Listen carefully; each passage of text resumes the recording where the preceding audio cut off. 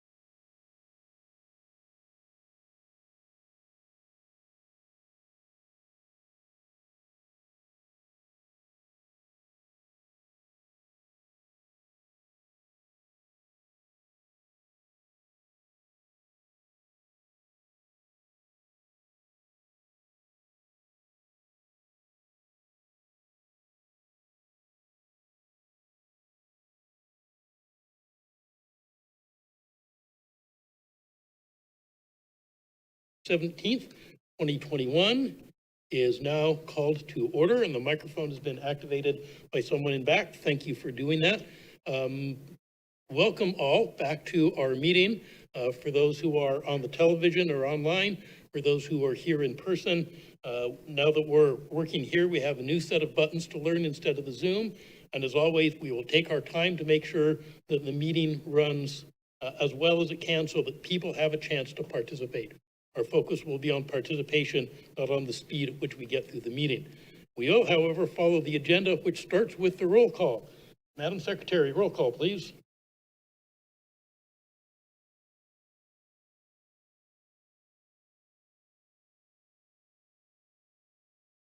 Planning Commissioners.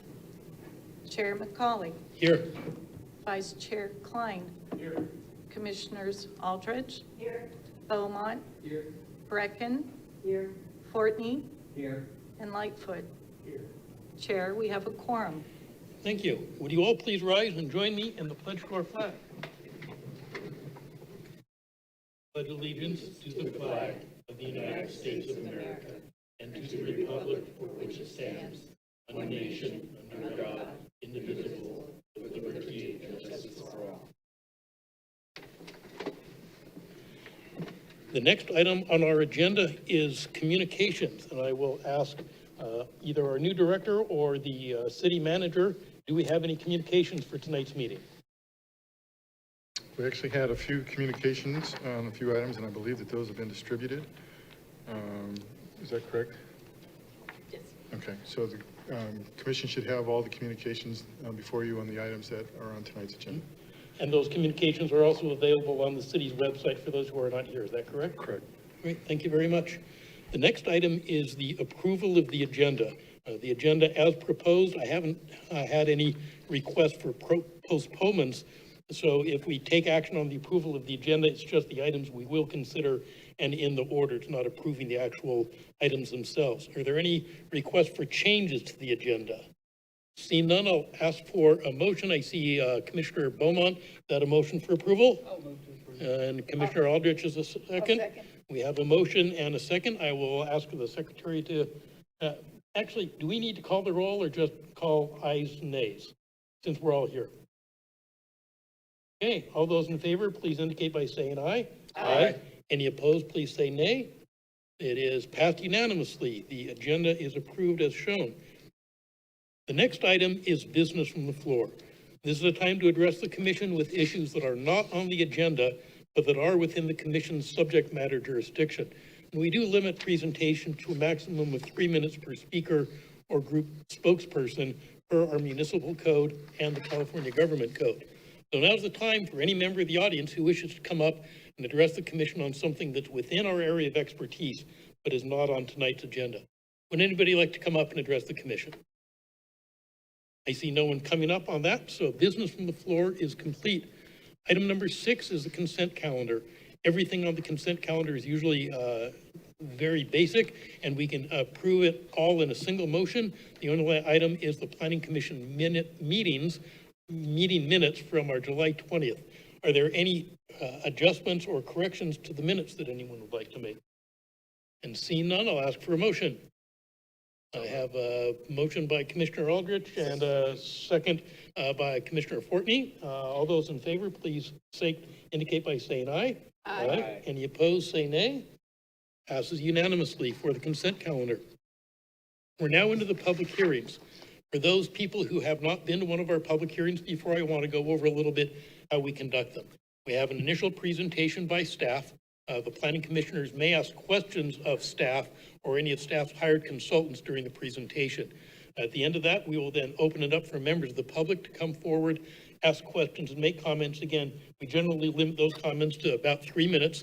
And then at the end of that, we'll go ahead and close the public hearing. And then the commissioners may ask further questions and we'll discuss amongst themselves and we'll take an action at the end of that. So for the members of the public, you'll have a chance to participate. We do have a staff presentation first.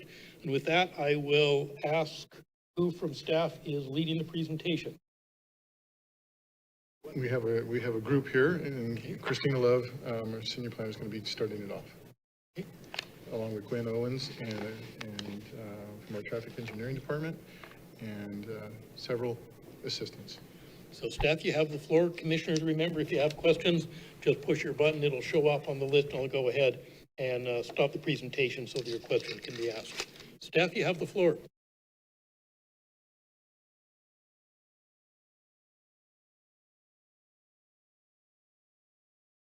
Thank you, commissioners.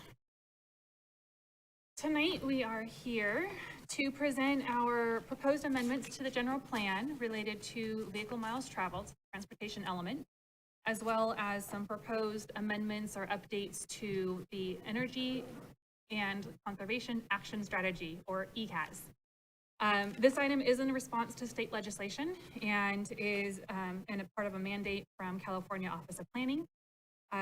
So the Office of Planning and Research, OPR, and it's to identify, the goal is to, the directive is to identify the average distance that a vehicle travels within and around Vacaville, and then to find ways to reduce that by at least 15%. That's what OPR is mandating us to do.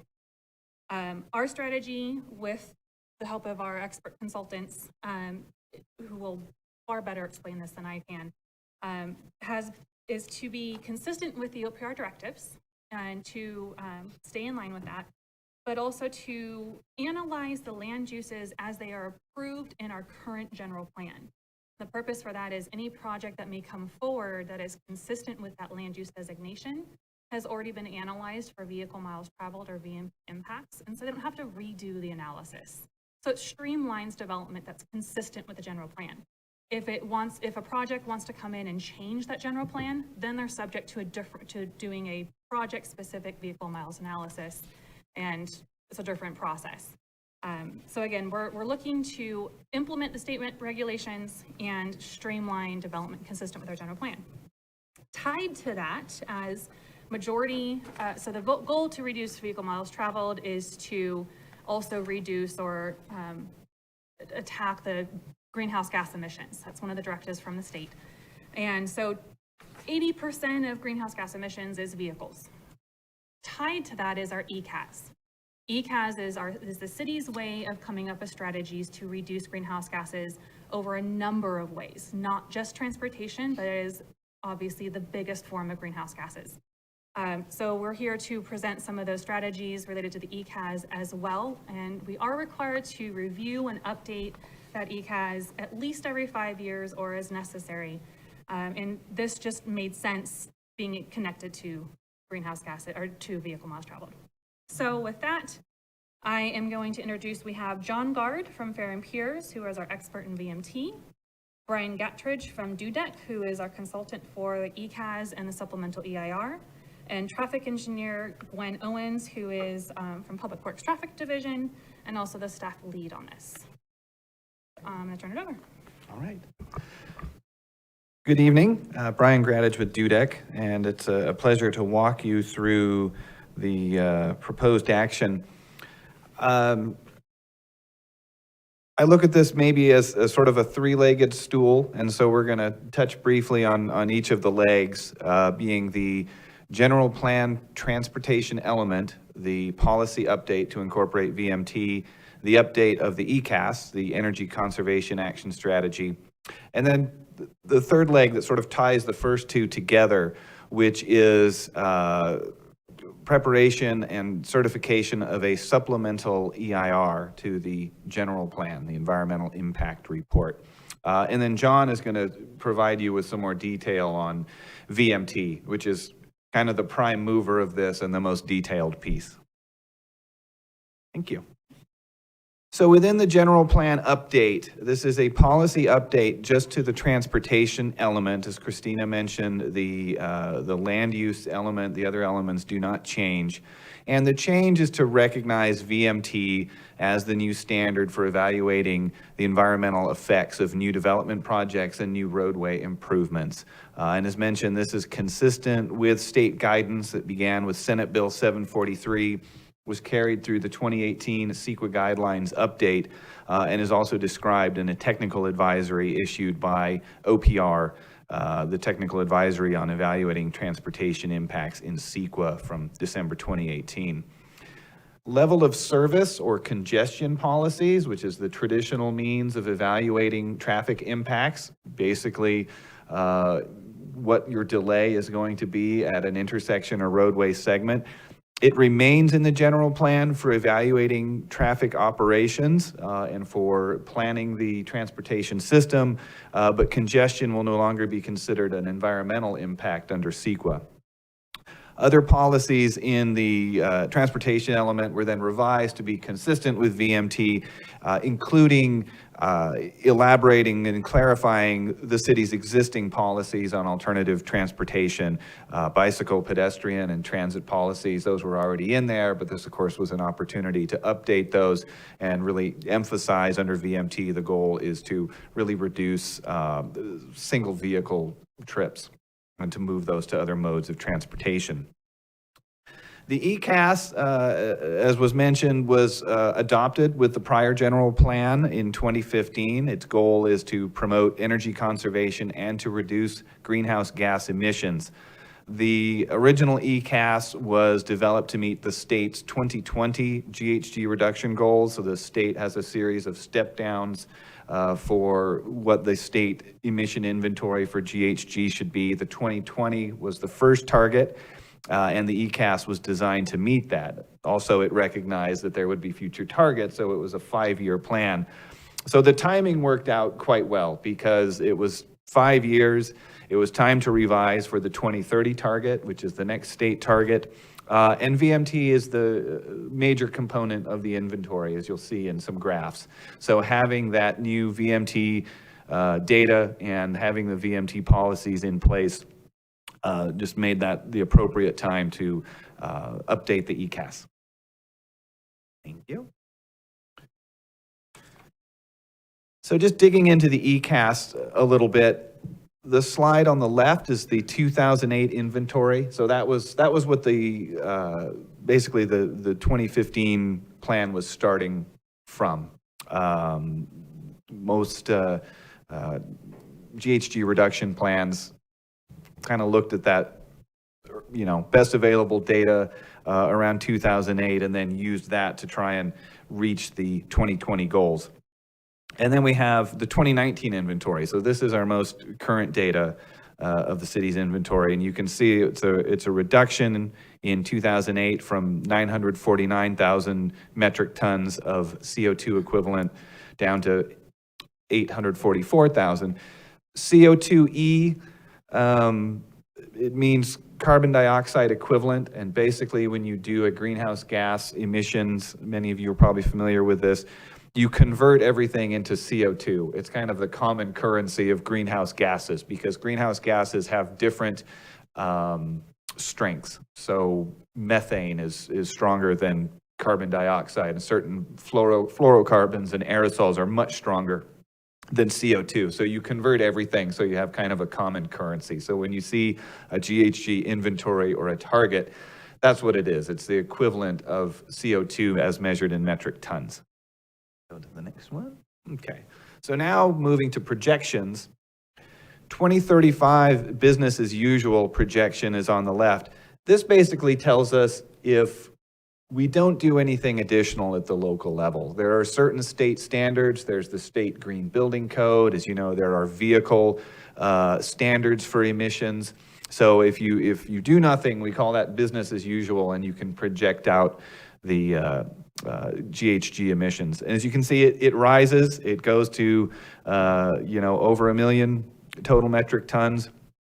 It's, I suppose, a modest increase compared to 2008. So you can see there's some efficacy to state and federal efforts to reduce GHG emissions, but it does not get you where you need to go. The adjusted business as usual projection incorporates those policies in your existing ECAS. So if we didn't update sort of the no project alternative, if we just sort of rode with what we have in the existing document, you do see substantial reductions, but you don't meet the state target, which is on the next set of slides. So here's the target slide. The blue line was the initial target. That's what the ECAS was originally designed to meet. The orange square are the future state targets. So 2030 and 2050 are the increments that the state measures success by in terms of reducing GHG reductions. The orange circle is where this proposed ECAS update would take you if implemented. So below the 2030 target. We chose 2035 because that matches your general plan and your regional transportation model future year. So rather than try and interpolate the state's 2030 target, we went past that to a 2035 target. And then you can also see, I mentioned in the prior slide, that business as usual and adjusted business as usual, and you can see the orange star and the blue star where that gets you, which is not down to the 565,000 metric tons that we want to reach. And not the level that we can achieve with the ECAS update. Okay. This is how we get to that update, and we can talk about these individually, but as sort of category levels, you can see, again, our adjusted business as usual, our target, and the gap between if we just continue with the existing plan, trying to reach that 2035 mandated target, we're 285,000 tons short. So where do we get 285,000 tons? A lot of it comes from transportation, VMT right there, the first category. Reductions from residential and non-residential energy. This, of course, is emphasizing renewables, moving away from fossil fuels, moving away from natural gas. Reductions in waste, just moving and breaking down our refuse as a society has great GHG implications. And then you can see that there are smaller but still important gains from water conservation, from reduction in off-road equipment, that's basically construction equipment, and then carbon sequestration, things like planting trees, gives us almost 5,000 tons of reductions within the plan's life. Both of these actions, the transportation element and the ECAS, are of course planning projects that the city would undertake. Therefore, they must comply with the California Environmental Quality Act. Because they are within the umbrella of the existing general plan, and the existing general plan has a certified EIR from 2015, we did what's called a supplement. So we did not start from scratch on the CEQA process. We did a supplemental EIR, which only addresses those sections that are necessary to bring the original 2015 EIR into conformance with these two proposed actions. So only the transportation chapter and the greenhouse gas emissions chapter of the general plan EIR were updated. All other impacts, such as biology, visual, land use, those remain in effect and remain the same. There's a second piece to the EIR. The first is providing compliance with these first two actions that we've described. The second piece is to provide a framework to analyze future projects. And as John will describe, this is very much a prime consideration in this approach for looking at VMT, which is that under CEQA, projects that are consistent with a general plan for which an EIR has been certified has certain streamlining opportunities. You don't have to re-examine those sort of universal or citywide issues, which GHG and VMT very much are. They're driven by larger citywide and regional patterns. So you only have to look at those issues that are project-specific or site-specific, right? If there's habitat at that particular location, you still have to look at that. But you don't look at the VMT, because if you're building consistent with the general plan, we have already modeled what that VMT is going to be for that parcel and that land use. So it provides some very real benefits to future development where you are not caught up potentially doing EIRs for very small projects, because you wouldn't be able to find consistency for VMT or for GHG emissions. With that, I get to turn it over to John to go into some of the details of how we analyze VMT. Thanks, Brian. Again, good evening, Chair and members of the Planning Commission. My name is John Gard. I'm a professional traffic engineer in the state of California. I'm a principal of Fair and Peers in the Sacramento office. And I will be spending the next, probably 5 or 10 minutes providing a high-level overview of the VMT analysis that was included in the supplemental draft EIR. This is something that, agencies across the state are doing right now. At any given time, I have 2 or 3 of these types of projects going on. So probably VMT is an acronym that's said every single day in our household. So it's part and parcel of the language right now. So, but I'm going to try to keep it high level. I know the staff reports that the staff report you have is very, very informational, detailed, as is the EIR. So let me start with first slide, please. Thank you. So when we approach a project VMT analysis on a citywide or countywide basis, the first question we always ask when we talk to the agency is, okay, what are our options available to analyze VMT? And what we're showing on this slide is basically 3 types of options that are most typically under consideration. One is using a focused travel demand model, a citywide model, so to speak, a model maintained and built by a city that reflects the city's inputs of land uses and roadway networks and that type of thing. A high level of detail, at the neighborhood level.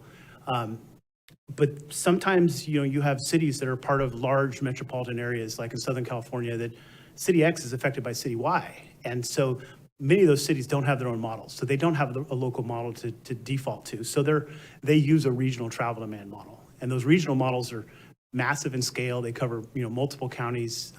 They're very sophisticated to run. And they're something that they have their place, they have their use. We use these regional models as well, but they're under some purposes the right thing to do, and under other purposes maybe not.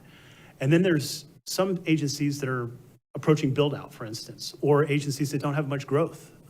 They use, and we've used this ourselves, we use big data, like data from Streetlight and Teralytics and INREX and others that help us understand, using anonymous cell phone data, what travel patterns occur in a community and to identify what the low VMT generating areas are based on the travel that's occurring at the census block level and things like that. So it's an innovative way of looking at things, but it's really only suited to very specific characteristics. So in this particular case, having thought about these options, we thought the city's travel demand model had the best opportunity to give us the type of results we needed. It was calibrated or validated in 2015 conditions. 2050 is its horizon year. But when we went in to use this model, we needed to make sure that not only was it working well in terms of predicting the amount of traffic on Street X within the city, but also the percentage of people who work in the city or who live in the city who work externally, we validated to that. And how long was their miles of travel exiting, when they exit the city and they work in the Bay Area. So a lot of those types of statistical tests were done as part of this. It's kind of a calibrated VMT approach. So anyway, we've chosen the city's travel demand model. And you can see in the slide, there's just a lot of opportunities of, pros and cons of each of the options. I won't get into those right now, but those went into our decisions. Next slide. So we've used the model, we developed our VMT estimates, and we've basically come up with, screening, a whole bunch of just statistical analysis and data that falls into the supplemental EIR.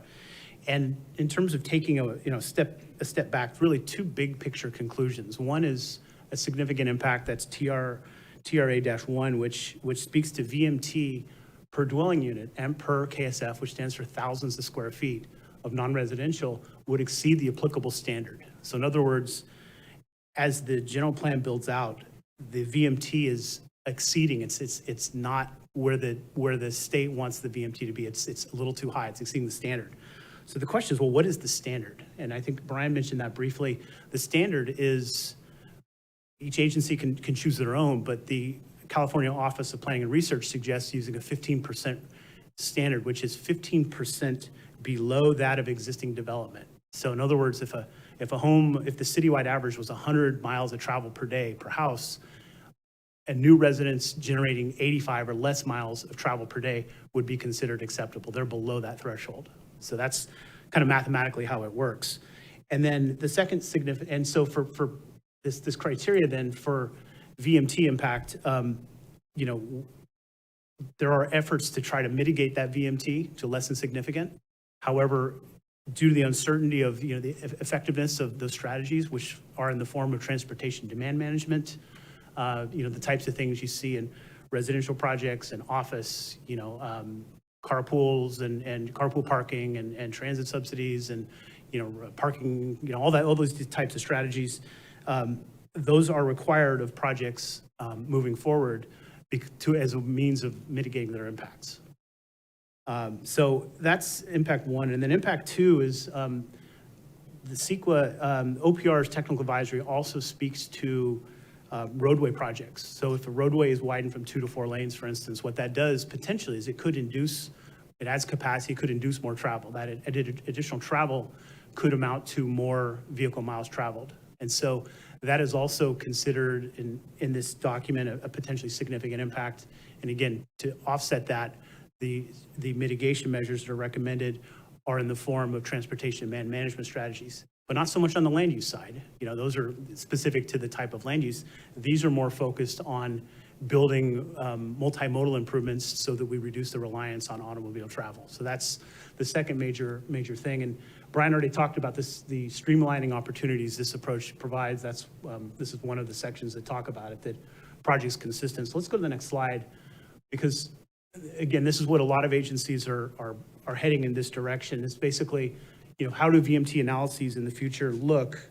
So land use projects that are consistent with the general plan typically are not going to require any VMT analysis, but they may be subject to feasible TDM strategies based on the type of project they are, those that are only applicable to the project. As Brian mentioned, that avoids these expensive, time-consuming EIRs that are only required on the basis of VMT. So we've seen this in a lot of agencies that, we don't know what to do with this project. It's difficult. Are we going to do an EIR for a 40-unit apartment complex? That type of thing. If a project site is proposed as a rezone, it does trigger the need for VMT analysis to determine whether or not that VMT impact is in fact significant. And if it is, then mitigation is required. And then also another benefit of this approach that's been taken here is that the roadway improvements in the city, the planned improvements that are included in the city's capital improvement program can tear off this general plan. So it allows them to avoid having to do EIRs because of an induced VMT amount. I'm working in a jurisdiction right now where a certain roadway project is causing a net increase of 600 VMT, 600 miles a day, but it's a 2-mile roadway widening. We're not sure how to avoid that EIR. But in this case, or we're having to figure out mitigations to avoid having to do an EIR only because of that. But in this case, we have now this built-in flexibility here. Next slide. So for projects that are not consistent with the general plan, there still is opportunities for screening and exemptions. And this slide here provides some of the, again, this is coming from the California Office of Planning and Research, 5 distinct types of projects that would be subject to exemptions. Small projects, which the technical advisory defines as up to 11 single-family units or 10,000 square feet of office. Projects near high-quality transit, there's specific definitions of what high-quality transit is. Affordable housing, because it reduces trip lengths and puts people nearer to jobs oftentimes. Redevelopment, as long as the net decrease in VMT occurs, and then local serving retail that's intended to help an area that's otherwise sort of a retail desert. And the definition that's being used by most agencies based on OPR is about 50,000 square feet. And then there's project screening, and that is, again, projects proposed in areas of the city that are transportation efficient, VMT efficient, those low VMT areas. And so these screening maps have been put together that identifies at a TAZ level where the VMT is efficient based on, is it 15% below the citywide average? And back the latest was 2020, January 2021 is the implementation guidelines for the city of Vacaville that helps staff implement this in practice. Next. So what does this mean for intersection and roadway level service? Question we get a lot. And, it's something I think that's very understandable to decision makers, commissions, things like that. It's not going away per se. It's something that's, what 80 seconds to delay feels like versus, 12,000 VMT. I don't know what that feels like myself. So it's something that's very tangible. And so you won't see level service in CEQA documents moving forward, but there is this growing approach that there's sort of a focused level service analysis that just looks at, the vicinity of a project. It says, okay, what do we need to do to make sure this works okay? Are we going to add a left turn pocket here? Are we going to put in a light there? What's going to happen? And so some of that analysis, and you've seen that in some of the projects that have come forward, is going to continue to occur so that we make sure that our circulation systems function well and are safe for the general driving public. And then also project effects on other modes of travel still get looked at, bicycle pedestrian improvements, making sure we have access or pedestrian conditions, emergency access, hazardous conditions, we've talked about sight distance at this commission before, things like that. And what this general plan supplemental EIR has done also is it's included modifications to the city's transportation element to bring it up to where we sit currently. So next, that's it. So does that conclude our presentation, Christina? That does conclude our presentation. So as we are welcome and open to any questions and comments that commissioners may have, and we will do our best to respond to them in a coherent way. That's not overly difficult. Members of the commission, what questions do you have for our staff and our presenters right now? Push your button, Commissioner Brecken. Approved you, not bad. Go ahead, you have the floor. Okay. Well, I want to thank Gwen and Christine Love because they did a really good job of explaining, had some questions, and we talked a little bit ahead of time. And some of the stuff you just can read and read and read, and you're like, what? And so it just helps to talk to somebody about it and understand that, yeah, I mean, this is just directive from the state. We have to change up the way we're doing, our transportation analysis. So we've got to change the general plan and things like that, and do an EIR. So my question now is focused on at 4:30 p.m. After I thought I was done with reading everything and asking all my questions, I get communications that have to do with, back and forth letters with the city attorney and Discovery Builders. And Discovery Builders has been asking questions for a while about whether they can receive the model so they can verify the data that the VMT data estimates, for example, for single family homes are what the city says they are, because I guess this is a data point. That's my question. This is data point that falls within the scope of this project, and we're sticking with it, right? So there needs to be meaningful comment on that, meaningful opportunity to comment.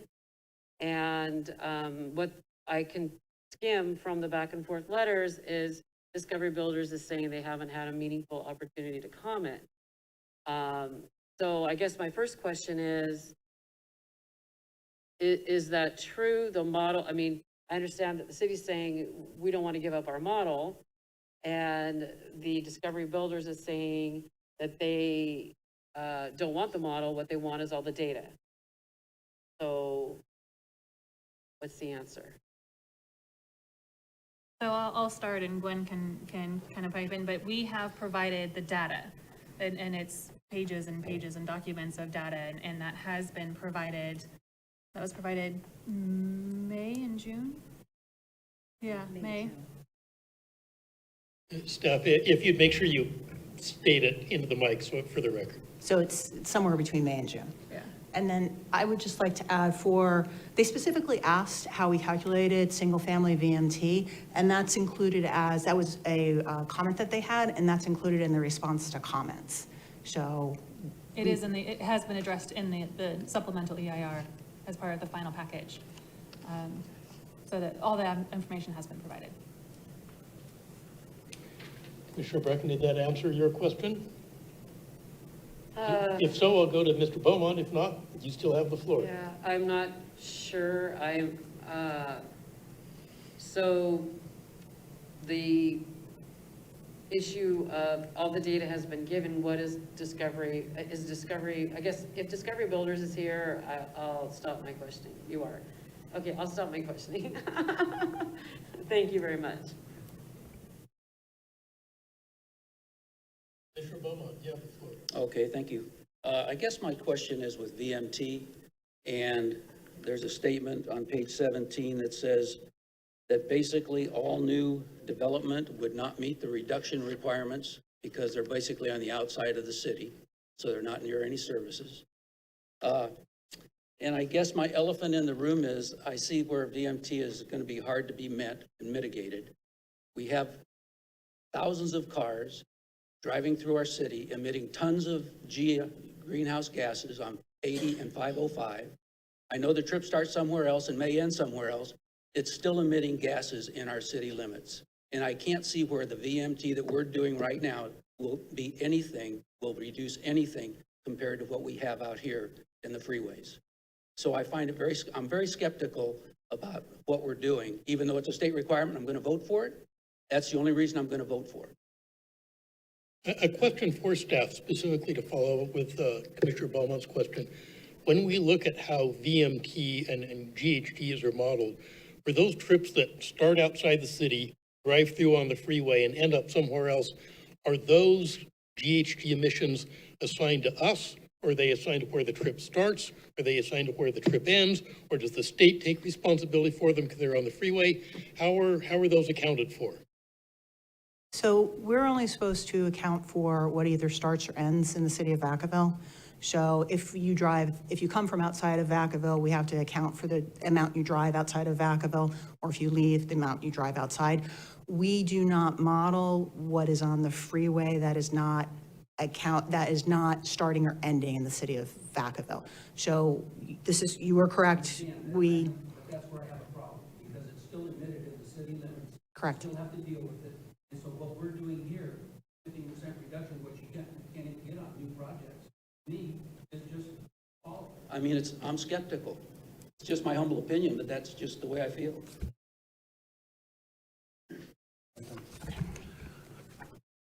So the general theory here is that if every city and county were to do their fair share, we would be able to reduce everything accordingly. Because when Vacaville is making efforts to reduce its VMT, the major VMT generation isn't going from one side of town to the other. It's the fact that 3/4 of employees who live in Vacaville work outside the city.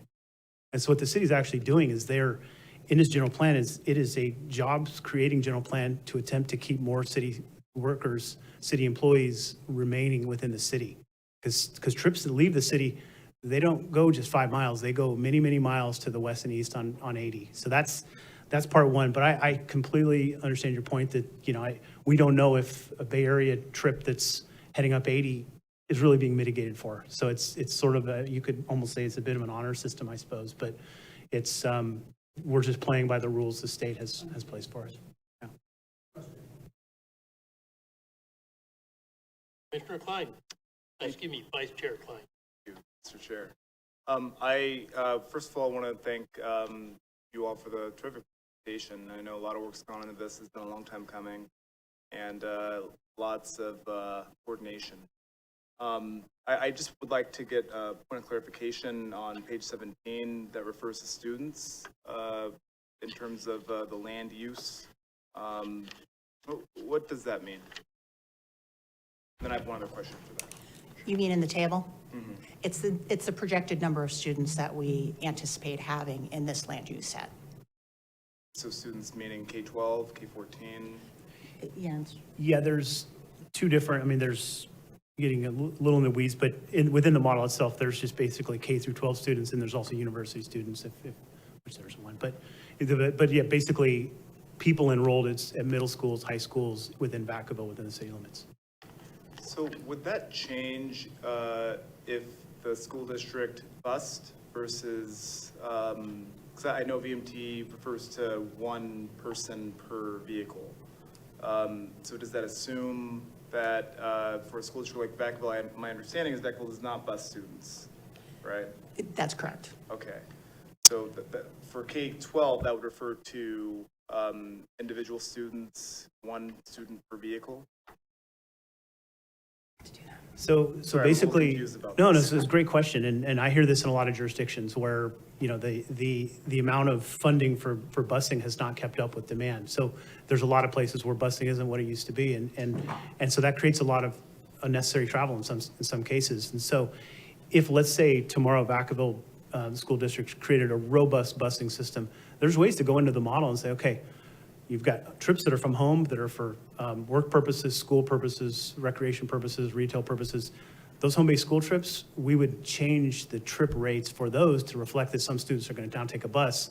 And when the trip rates change, the VMT goes down. So it is possible to model that if there was such a program, but that's not at least what we know on the books right now. And then for students, for college students, right, if we were to build student housing for our Solano Community College, for instance, would that impact the model in some way, or is that too granular? It is possible to do that, because inherently universities are a little bit difficult to model. Again, sort of getting into the weeds a little bit, we do a fair amount of university work as well, and trying to figure out the relationships between students. Are they in dorms? Are they living in nearby apartments? What mode of travel are they taking? Those are a little bit more complicated to model, but, generally speaking, the model is going to behave in the right way, that if you have students that have dorms within there or apartments nearby versus like California State University, Sacramento, which is known as a commuter school. So those are different characteristics that get modeled. I think they would probably disagree. Former commuter school. Oh, okay. You're right. Let me take it back. That was the way it was 20 years ago when my wife went there. Sorry. I'm a Davis grad. She's a Sac State grad. So my bad.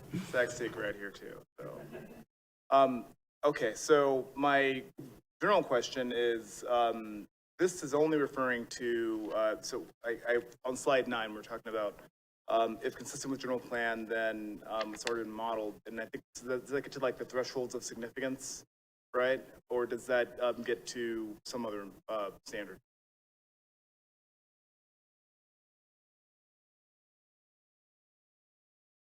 Mic on.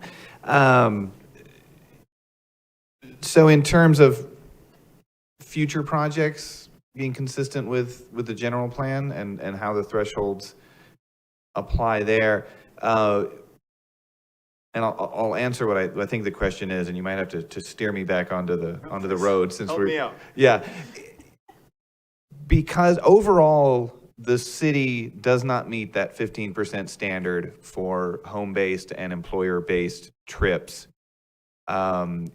We won't remodel that for future projects because there's an assumption that overall the impact is significant. And so we sort of jump to the mitigation phase and applying feasible measures. Now, not all of those measures will apply to, every use. Obviously, some transportation demand measures are more suited to large employers. A lot of them don't fit residences. Some are more suited to mixed use or things maybe specific to the downtown. So yeah, we don't revisit the threshold for those projects that are being covered by the general plan, because we've already established that the majority of the city is not going to meet it. So in terms of that 15%. Now, we do have the screening maps, so we do know which areas meet the 15%. But if you're not in one of those areas that is, green on the screening map, meaning that you're meeting that 15% below standard, then there's an assumption that you are not going to make it. We're going to apply the feasible mitigation measures that apply to your project type, and then you're covered by the general plan EIR, rather than doing an individual analysis of that project and determining if you've met the threshold.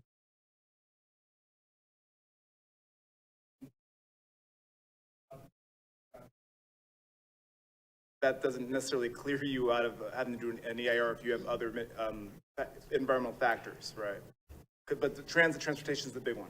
Transportation is a big one. There are other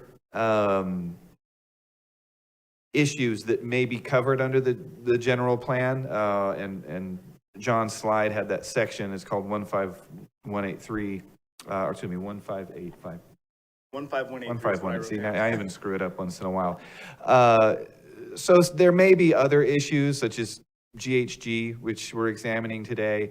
Sometimes it's something as simple as lighting. We know that new projects add lights, and there's concerns about adding light pollution, and the city has existing standards for lighting. So we wouldn't go in and necessarily do photometrics for every individual project and force them into an EIR. That's just one example. So it's really any of these sort of citywide policies that would apply and reduce an impact for this particular project. But you're right, the project-specific conditions, the site-specific conditions, and of course, habitat is an easy example. Cultural resources, if there's a historic building, you're not going to rely on the general plan EIR. You're going to have to evaluate that. If there are unique visual resources on your site that are affected, you're going to have to evaluate those. Unique hydrology. If it's sort of routine grading, the city has an ordinance that covers you. You're not going to generally be forced into an EIR because you're grading a site for construction consistent with city standards. But if you have, resources, you have a stream on your property that is especially impacted by it, then you're going to analyze that. So that's just some examples of sort of, universal general plan wide issues that can be covered under the general plan EIR versus getting into sort of site and project specific issues. So if I can add one thing. So when we say streamlining a project, you're correct. We're just referring to Vmt Analysis. Every other site project specific is required to do an analysis of the various elements that are in the CEQA. So it's biological, it's arborist is usually one of those, hydrology, water, sewer, those are still required to be analyzed on a project specific basis. And if one of those trips in the EIR, then they're subject. But if it's consistent with the general plan, the VMT, we would be able to reaffirm the VMT findings in that EIR. Any other commissioners have questions at this time? Yeah. Okay, go ahead, Mike. This might be for Christina.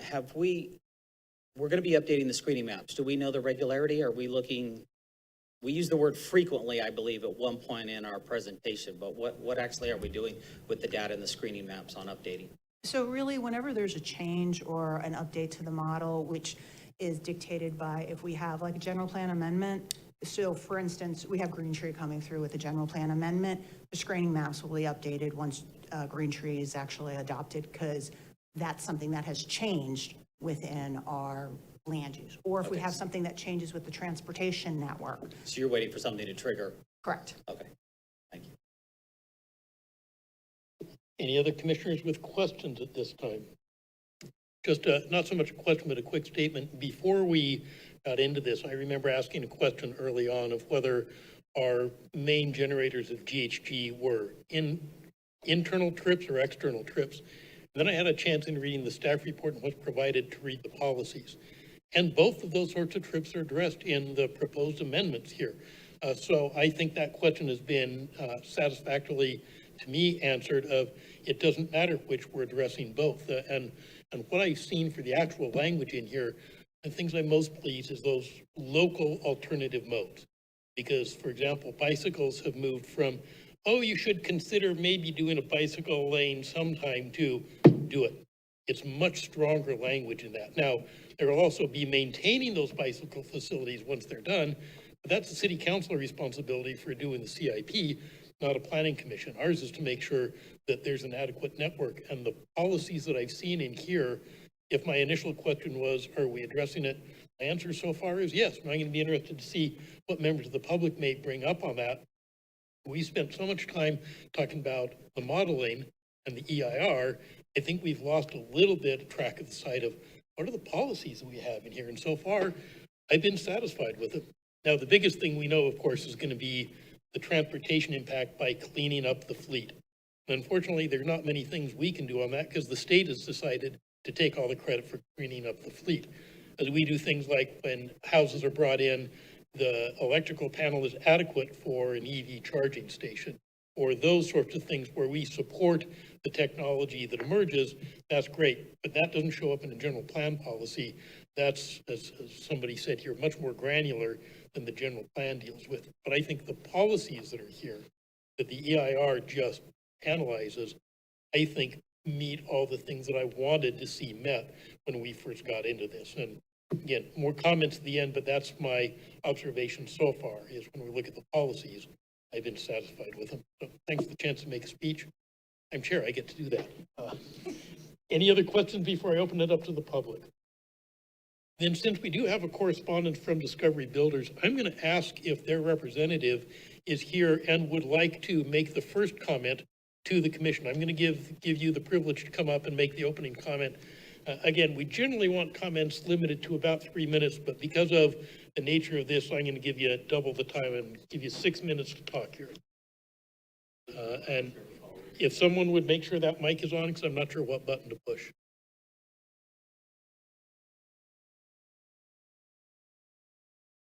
Thank you, Chair McCauley and commissioners. And apologize for submitting the letters so late, but I do appreciate you giving me a chance to talk and explain what I wrote in the letter I sent about 4:30. And the first question I want to answer is from Commissioner Brecken. We have not received the model files that we asked for in order to verify the... And real quick, I want to make sure, since we are recording this in the minutes, can you quickly identify yourself for the record? Oh, I apologize again. Doug Chan with Discovery Builders. So going back to answering your question, Commissioner Brecken, we requested the model files several times in order to verify the VMT analysis conducted by the city. I have a lot of respect for John with Fair and Pierce. They're the expert in this field, along with many other traffic consultants. And when we made the request and what the staff has told us is that the model is proprietary, it's trade secret, and it's too complicated for other consultants to run. So there's no way we can verify this, the city's VMT analysis. So, and that's, the details are in the letter attached to my 2-page letter. There's about 9 pages of legal letter going back and forth. So the bottom line is that we don't have the complete model files in order to verify the VMT analysis. Not having that, what we did was that we used the Solano Napa model, which includes Vacaville. It includes 2 counties. All the jurisdictions within the 2 counties are included in the model. You can go to that model and it gives you an output of the screening maps and Excel files of VMT for every zone, in every traffic zone in the 2 counties. And when we took a look at that, there's just a huge difference between the output from the Solano model and the city model. For example, the city model reports a total VMT in the city about 6.8 million miles. I believe. And the Solano model says it's 3.2 million. So the difference is huge. And I believe John was talking about screening maps. There are VMT efficient areas shown on the screening maps. I'll use residential as an example. In the Solano model, majority of Vacaville is screened out because it's considered VMT efficient. If you look at the city model, nothing is screened out, zero, nothing. So there cannot be such a huge difference between the two models. No. Okay. And so if a city's position is that they don't want to release their model for whatever reason, then at least let the project applicants use other models that are available.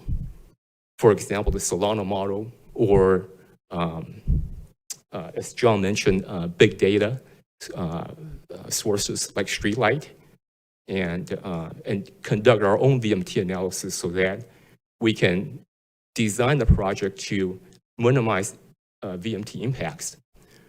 Otherwise, we're forced to submit a project and find out after spending years, months, years, a lot of money, only to find out we have a huge VMT impact when we could have avoided that upfront.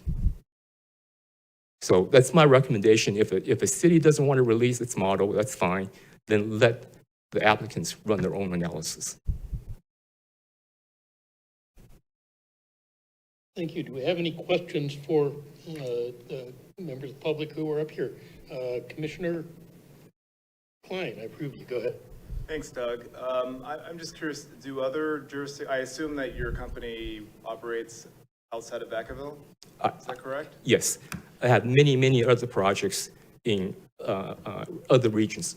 Has it And been your experience in other jurisdictions that modeling data is made available to the project at an individual level, to the proponent, excuse me? yes, Vacaville is the only jurisdiction I know of that does not release its model. Can you just give me like 3 jurisdictions where that, where they gave you the individual project applicant the information? We have projects in Fairfield. Fairfield, like Vacaville, it's within Solano County. It's covered within the Solano model, but Fairfield decided to use its own model as well. However, it makes it so easy. It gives you a download link on the website to download the model and run your own analysis. And it publishes a guideline for consultants on how to run the analysis. And in fact, Fair & Pierce is a consultant for Fairfield. Solano Transportation Authority, CCTA, every city within Contra Costa County uses a CCTA model, which CCTA provides to the general public. City of San Jose, in fact, you don't even need to download their model. What they do is that they provide an online tool to run your VMT, and you can get a result right away, so you can design your project to minimize the VMT impact. So it sounds like San Jose gives you for lack of a better term, an app or. It's a web-based app. But that's not the actual formula, right? And giving you a tool is different than giving you the actual algorithm. Isn't that correct? Yes, you can actually get the model, but they're making it easier for you, so you don't have to go through the hassle. But you can actually get the model if you want to run it. So it sounds like Fairfield is the only real actual city jurisdiction that you've worked in that released the proprietary data to the proponent of the application.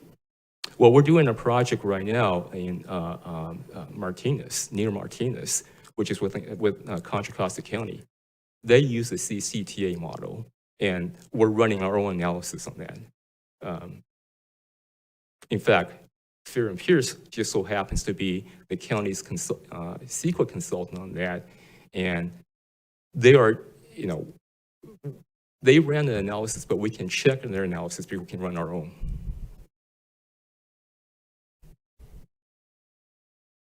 Any other questions for Mr. Chin before I ask for others that are interested in commenting?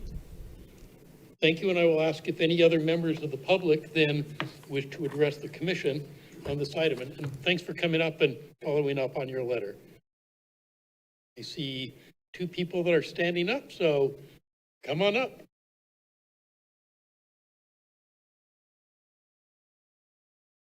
Hold on, let's get the podium.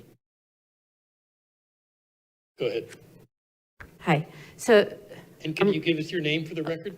yes, Alicia Minion. Thank you. Okay, I have a question on the model. I just want to be clear.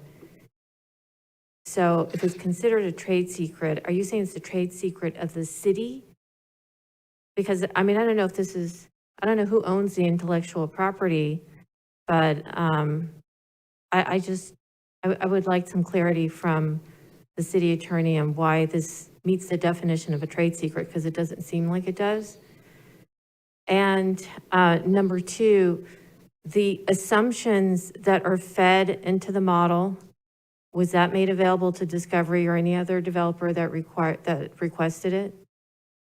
And then if you're not going to release the formula of the model, is there any kind of, have you described the methodology of the model to the builders? I just don't understand why the model is considered intellectual property or a trade secret that can be exempt under the Public Records Act. And so, anyway, I think that the public deserves an explanation on why you think you can rely on that exemption under the California Public Records Act. Also, I was wondering, can the city disclose any other builder that asked for the model? And then, since the consultant said they did provide reports to Discovery, I'm just wondering what was provided if they didn't get the model data. Thank you. Staff, I know there were several questions in there, and I will let you handle them in the order that you wish. I think the questions are very direct and specific, so go ahead. Do you want us to start with Doug's or Why Alicia? don't- I'm sorry. Good point. I should let everybody come up and speak before I go back to staff. Thank you for the reminder. Are there other members of the public who wish to come up, ask questions, or make statements before we have staff start to address them? Mr. Chair, members of the commission, Tom Filippi Engineering. Briefly, by way of background, back in the 70s when I was a young engineer, I actually worked for Contra Costa County in the Transportation Planning Department, so I have a little bit of an understanding of traffic. And I have a couple of concerns moving forward. Generally, I would want to say that I applaud the city for their approach in how they're addressing this particular issue. It's a very, very difficult issue. You're really dealing with a standard that's meant for downtown Oakland, downtown San Francisco, and all those places. And we're trying to apply those standards here in a relatively rural city, which is very, very difficult to do. The world around us has changed quite a bit in the last couple of years, as we all know. And we've certainly seen that in our business. And I actually did a little informal VMT analysis of our own company since the pandemic hit. We have a whole lot of folks now. I have one individual that is working from, I think, Turlock on a regular basis. I have another that's working from Utah on a regular basis. I have others that on a regular basis, Stockton, Rockland, several other places. They don't make the commute in every day. And before the pandemic hit, I will tell you as an employer, I wanted my staff in the office every day, every single day. Well, I've seen that they can be just as productive, maybe even a little more productive when they're working from home. I find that they work maybe a little bit longer because they're not making the big commute. And I've talked to a number of other businesses, and they're doing the same kind of thing. The problem with the VMT modeling is that it occurred 2013, 14 was most of the modeling was done, as I understand it, and none of that was reflected. The other thing that's not reflected is the fact that how many of you go shopping on a regular basis, or do you go on the internet and buy something through Amazon? And I will tell you from my own VMT experience, I spend a lot more time on Amazon than I do shopping locally. And I'm sorry, businesses in Vacaville, because that shouldn't be, but my son does work for Amazon, so I'm torn. So having said all that, there are dramatic changes that I think have occurred throughout our society that are really going to affect VMTs. And I think from a, if you will, from a selfish profit motive, we are going to be doing a lot of the things that are needed to reduce greenhouse gases anyway. Right now, for example, I'm going through and changing all of my light fixtures to LEDs, going from 260 watts per light fixture to 30 watts per light fixture with no ballast, which generate a lot of heat in and of themselves. We're all, I think, doing that. VMT is probably the most convoluted way to get there, but I applaud the city because I don't see another choice. For us that do development projects, and I'm out of time. You're right at the 3 minutes, so All please right, wrap so up. quickly. I don't know how else to do it, so I'm here to support strongly the position taken, but we're really going to have to continually examine this as we move forward. Thank you. Do we have other members of the public? Again, please come up and identify yourself, and then you've got 3 minutes. Good evening, members of Commission. Alan Hirsch with LDK Ventures. I applaud the city's efforts in the VMT study and the supplemental EIR. We have projects in Vacaville, we have projects throughout the state and throughout the western states. And I sent in a letter of support earlier, but what I've heard in the testimony tonight, I just want to comment on a couple of things. We in the jurisdictions we work in, we've never had the model turned over to us. I wouldn't know what to do with the model if they gave it to me. We hire qualified third-party professional traffic engineers that meet with city engineers and discuss what their questions are. And that way there's a mutual understanding between the city's fear and peers of where the city may hire and the other qualified registered professional say, geez, this has too big of an impact on my project, and I don't think you used the right assumption how my truck driver is going to go. We've also looked at the mitigations proposed, and they're very reasonable and appropriate, and they work. They've been applied on projects I'm doing at Sacramento. In fact, we worked with Fear and Peers, we're the developers of the rail yards in downtown Sacramento, the McClellan Air Force Base, former base in Sacramento, Stanford Ranch. And a lot of those mitigations, supplementing bus passes, the carpooling, the charging, it works. And people are driving less, they're carpooling more, they're riding their bikes, and the efficient bike lanes help that. So in summary, I support what the city has done. I don't quite follow the data exchange, but I'm sure that'll come to light, and urge you to move it on to city council because it does streamline developers wanting to come to the city. It doesn't eliminate site plan design review. It doesn't eliminate biologic reviews, historic reviews, but traffic is one of the significant impacts that we have to study. And just the time to put together the scoping of what it is you're going to study and who you're going to hire to do it, and does the city agree with that? It in many cases deters us from doing development in cities. So speaking just as a developer, it makes me more inclined to want to come to the city because I can get my buildings built faster with a certainty that I know what the impacts are going to be. So thank you very much for considering this. Thank you for your comments. Are there other members of the public who would like to address the commission on this item right now? Not seeing anyone coming up. I'm going to go ahead and close the public hearing and ask staff to then go ahead and address some of the issues that were brought up, and then commissioners may have additional questions before we go to comments and an action. Go ahead, staff. Okay, I'll do my best to follow along. So first one is Discovery Builders did do a request for public information. It was a 7-page request that we actually sent it out to a CEQA attorney that's what she does all the time. She basically responded back that we needed to provide everything to them except for the software and anything that's embedded in the software that we use to run the model. Previously, before that, we had, and John, you can add in other things that we put on our website. Previously, before we got the request for public information, we provided the model script, which is the 100 lines of programming on our website. We provided our land use map. We also provided our TAZ, which are transportation analysis zones, which is the geographic region that encompasses the land use. We Can you tell me what? Model development report. Well, the model development report, because it was, the base year is 2015. It was validated in 2016 to, because the general plan was approved in 2015.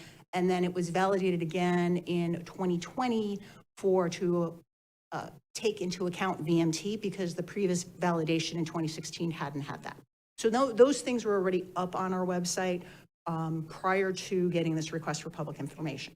Once we got the request for public information, I turned it over to John, and John provided a huge zip file, which if you can kind of run through what the files that we provided to them were. Yeah, certainly. And all those files are on the city's website. They're very technical. They're like model script files, they're friction factor files, they're land use, as Gwen mentioned, land use files that show the amount of land use by TAZ within the city. There's files that, frankly, I don't know what they do, because these are people that develop models for a living. This is what they do. I don't know, even though as a young engineer, I used to be behind the keyboard running a lot of sophisticated models. I think we had to send it to you in a zip file. It's a very big model, but just a number of different things that somebody could look at to ascertain, even how single family, there was a question, I think, in the draft ER, how was the single family VMT calculated? So literally you can follow the math as to how that calculation was done. It's extremely extremely rare to be asked to provide this level of detail. I've been a consultant doing this for over 26 years now. This is the most in-depth questioning we've ever received in terms of getting model files. When we do traffic ops analysis, we're not asked to provide synchro and some traffic and these other types of files. So this is a bit of an atypical request. And if I may add to that, just to clarify, so the information that we provided was all the data that has been input into the modeling software program. So all the data has been released. Ryan, you have a question? Yeah, just to put a finer point on it. So you, John, you're with Fair and Piers, correct? Correct. And you, Fair and Piers is in Fairfield. It was alleged that somehow you were on this project in Fairfield, and is it your knowledge that you provided all this information in Fairfield, or I just want to, take that head on, right? Maybe if I can just touch base on,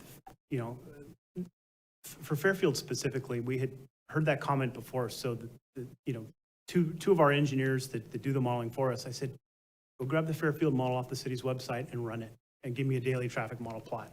They can't do it because not all the files are there. They're not there. We can't run it. We can't download it. At least the people that we have that have master's advanced degrees can't do it.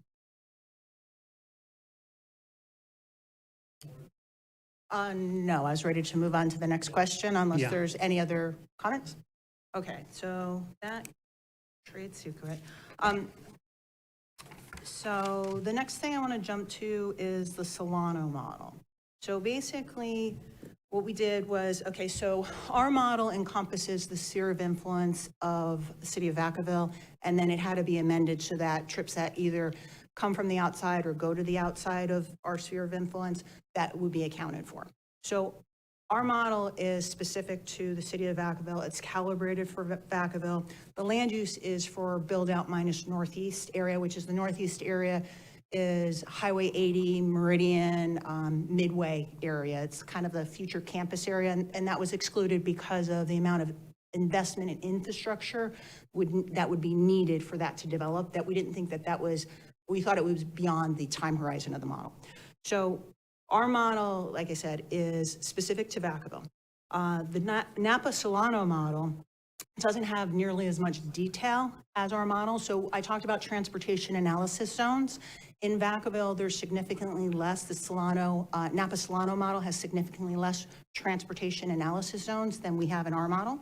Additionally, not all the roadway networks, Vacaville, our model has a much higher refined roadway network because the purpose of the Solano Napa model is to do regional transportation planning. It's not to make land use decisions. So those are some of the initial reasons why we don't use the Solano Napa model. But additionally, we followed up with the consultant who actually did the last update. The last update was done in August of 2020. And John can add a little bit more details on this because his firm was the one who did the digging. Whereas we used we use VMT data from 2018, and we also use turning movement counts for 2015 for the validations. The Solano Napa model actually uses data from I think it's Caltrans from 2011 to 2012. It's an older model. They don't, also their land use horizon is not the same as our land use horizons. It's significantly less. So if we were to take their model and use it, we would have to spend a significant amount of time, money, and effort to add in transportation analysis zones, add in all those networks, or transportation networks, and then we probably would have to validate it for Vacaville because it's the Solano Napa model is validated for the region. So there's a lot, and the other thing is it's an activity-based model, whereas ours is a simple trip-based model. The activity-based model is a more complicated model. It takes longer to run. There's less people consultants that have that expertise because it is a much higher level of expertise. So I'm going to have John pick up everything that I kind of missed. Yeah. I mean, I think you did a nice job of, comparing the two models, but in addition, I think the thing that's important is that when we started this work, there were still modifications being made to that model. The model documentation report that's available online is dated August of 2020. Our work, because SB 743 became effective statewide July 1st, 2020, the city was right in getting this moving in 2019. And so had we actually said, we're going to wait for the new model to be, the new Solano Napa model to be ready, we would not be here right now. We would be months, if not years away, because we've looked at the model. If you look at the land use and detail east of Leisure Town Road, for instance, the city's model has 5 times as many traffic analysis zones. The land uses are different. It would be a massive undertaking to redo it. And that's evidenced by the firms that are involved to try to redo that model. So we work with activity-based models. They're complicated to use. Models, they can take, the one that SACOG runs takes 2 to 3 days to run completely. And we have staff that have trained hundreds of hours. So it really limits the number of consultants that are even able to use these models. I don't think very many people would ask SACOG for the SACSIM model simply because there's about 3 firms that have the expertise to even know how to run it. You have to invest hundreds of hours in training with SACOG to learn how to run it, and to have that as a career, that's all you do. So they're complicated. Gwen, before you go on, just for the commission's knowledge, I worked professionally with the Napa Solano travel demand model when I was at STA, and your description of it is exactly right, that it's a very different purpose of that model. It's calibrated on the routes of regional significance, which there's very few of those here, and it really is designed, for example, it has to have outputs that are within 2% of the MTC model. And so it's constrained in a way that the Vacaville local model is not. So I think your description of comparing the Solano Napa model and the city of Vacaville model was spot on with that. I also know the Contra Costa model has very different purposes because they have a countywide growth control ordinance that this model, at least when Martin Engelman was talking about it, said it was specifically based, the model, on how they did their countywide growth control. So a very different level both of detail and of purpose for it. So I think that you're right in saying the city model is different from those other 2 specific examples. So just my observation on that. I know you have other questions to respond to, so you have the floor again. Okay, so the next one was the one about the Solano Napa model being VMT efficient. Basically, it's actually, I'm going to turn that one over to John because he'll be better able to answer that. Okay. So, there is a link to the Solano Napa model that's publicly available, and I've taken a look at it, and the link does compare, areas of Vacaville against, the countywide average. But that's not necessarily the most appropriate comparison. I won't get into the detail right now, but if you do take a look at something that's more global, for instance, if you look at the 9-county, Bay Area MTC model, for instance, and there's maps on there as well, you can see that Vacaville's, frankly, it is not a transportation VMT efficient area. It's not. It just doesn't show up. Not one zone in that more regional nine county look shows that Vacaville is an efficient area. And so the reason you might want to go to this type of model is if it gives you, and this is what some agencies are doing, but if it gives you, sort of cover, so to speak, in terms of your projects, in the right part of the region, so to speak. But this wouldn't have benefited Vacaville had we applied it properly, looking at it regionally. I would also point out that the Solano Napa model itself, we have staff in our other offices that use it, and it's fine exactly for what, Chair McCauley talked about, these purposes of looking at regional roadways and routes. Small projects get lost. They get lost because it's a model that's so regional in nature. It's almost a rounding error when you've got a 50-unit subdivision in, off, some city street. So it is a challenging model to apply typically at a local level. Your turn. All right, so I think we're jumping to, have any other builders asked for the model? I've never had anybody ever ask for the model. This is the fourth agency that I've worked for over my 30-year career, and that has never, ever come up. And where I worked, sometimes I worked in the Sacramento region. When I worked for City of Sac or Elk Grove, we used the Sacramento SACOG model, only because you had one city next to another. So, but we took that model, built it out for our city, and then analyzed what we wanted to analyze. When I worked for the city of Galt, because we were at the edge of the SACOG region, the model didn't work very well because we were isolated. And so what we had was our own specific model for the city of Galt, because it was a city of 25,000 people. It was all greenfield around it. And it didn't matter what was happening in Elk Grove because it didn't affect us. So depending upon, like I said, I've never had anybody ask me for the model. They haven't asked for it here, with the exception of Discovery Builders. And, that's just basically my experience. The next one is, there's some comments with regards to the pandemic with telecommuting and online shopping. I totally agree that we've got a new norm, but we don't know what the new norm is. Additionally, we'll need to have data to be able to remodel. And I think from what John has told me, it's several years out before we'd even have a new data to be able to do what our model update would be, because you're working with. Yeah, I mean, the Institute of Transportation Engineers, they will soon be releasing an update to the trip generation manual, which specifies how many trips a given type of land use could generate. And they haven't done this in a way that's intended to be, this is what things are going to look like post-pandemic. In fact, I'm kind of helping them in that regard. And what they do know is that we're not going to know in 2022 what the new norm is going to be. It's probably even a year after that, and so we have to see, how the pandemic continues, how people's return to work habits change.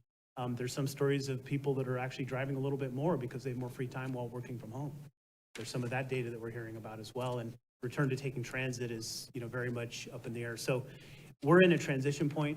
This is the great resettling, so to speak, of transportation. It has a lot of implications on a lot of different things, models being just one of them. So it will be a reset, not just in Vacaville, but for a lot of different agencies that have models and have fee programs and infrastructure funding and stuff like that.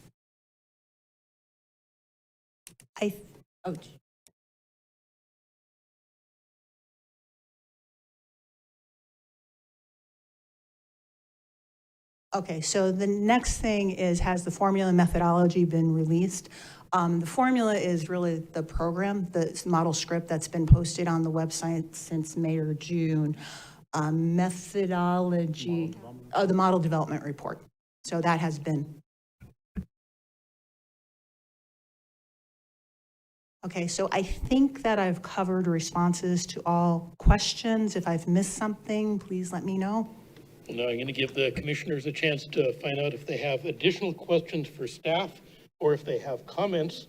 I'm not yet ready to ask for motion because I want to give everybody a chance to participate. This is something where often we are looking at projects in response to the standards we set.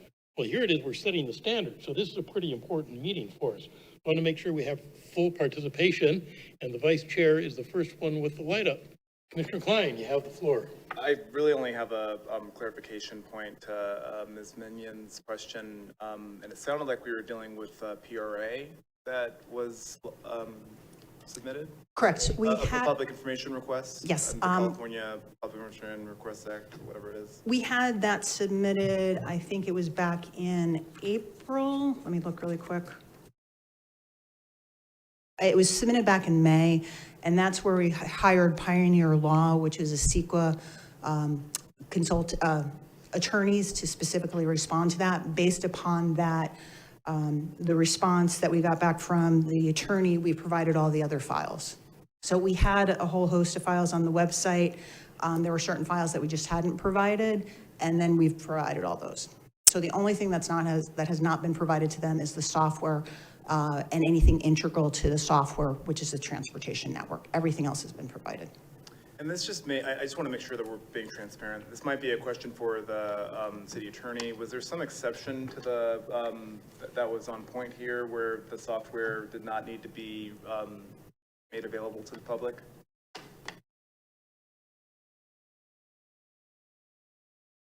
So basically, the CEQA requires us to provide all the data utilized in the supplemental EIR. All of that was provided under the existing case law.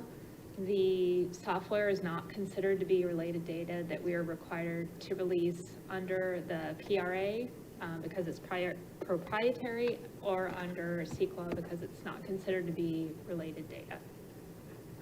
And it sounds like that's like a well-worn, this is in your 30 years, you've never been, that data has not been requested, and it sounds like it's just understood that under settled law, that's not even available as a general rule, right? Correct. Okay, great. And I just want to commend the team. This has been a long time coming, and I think this is great.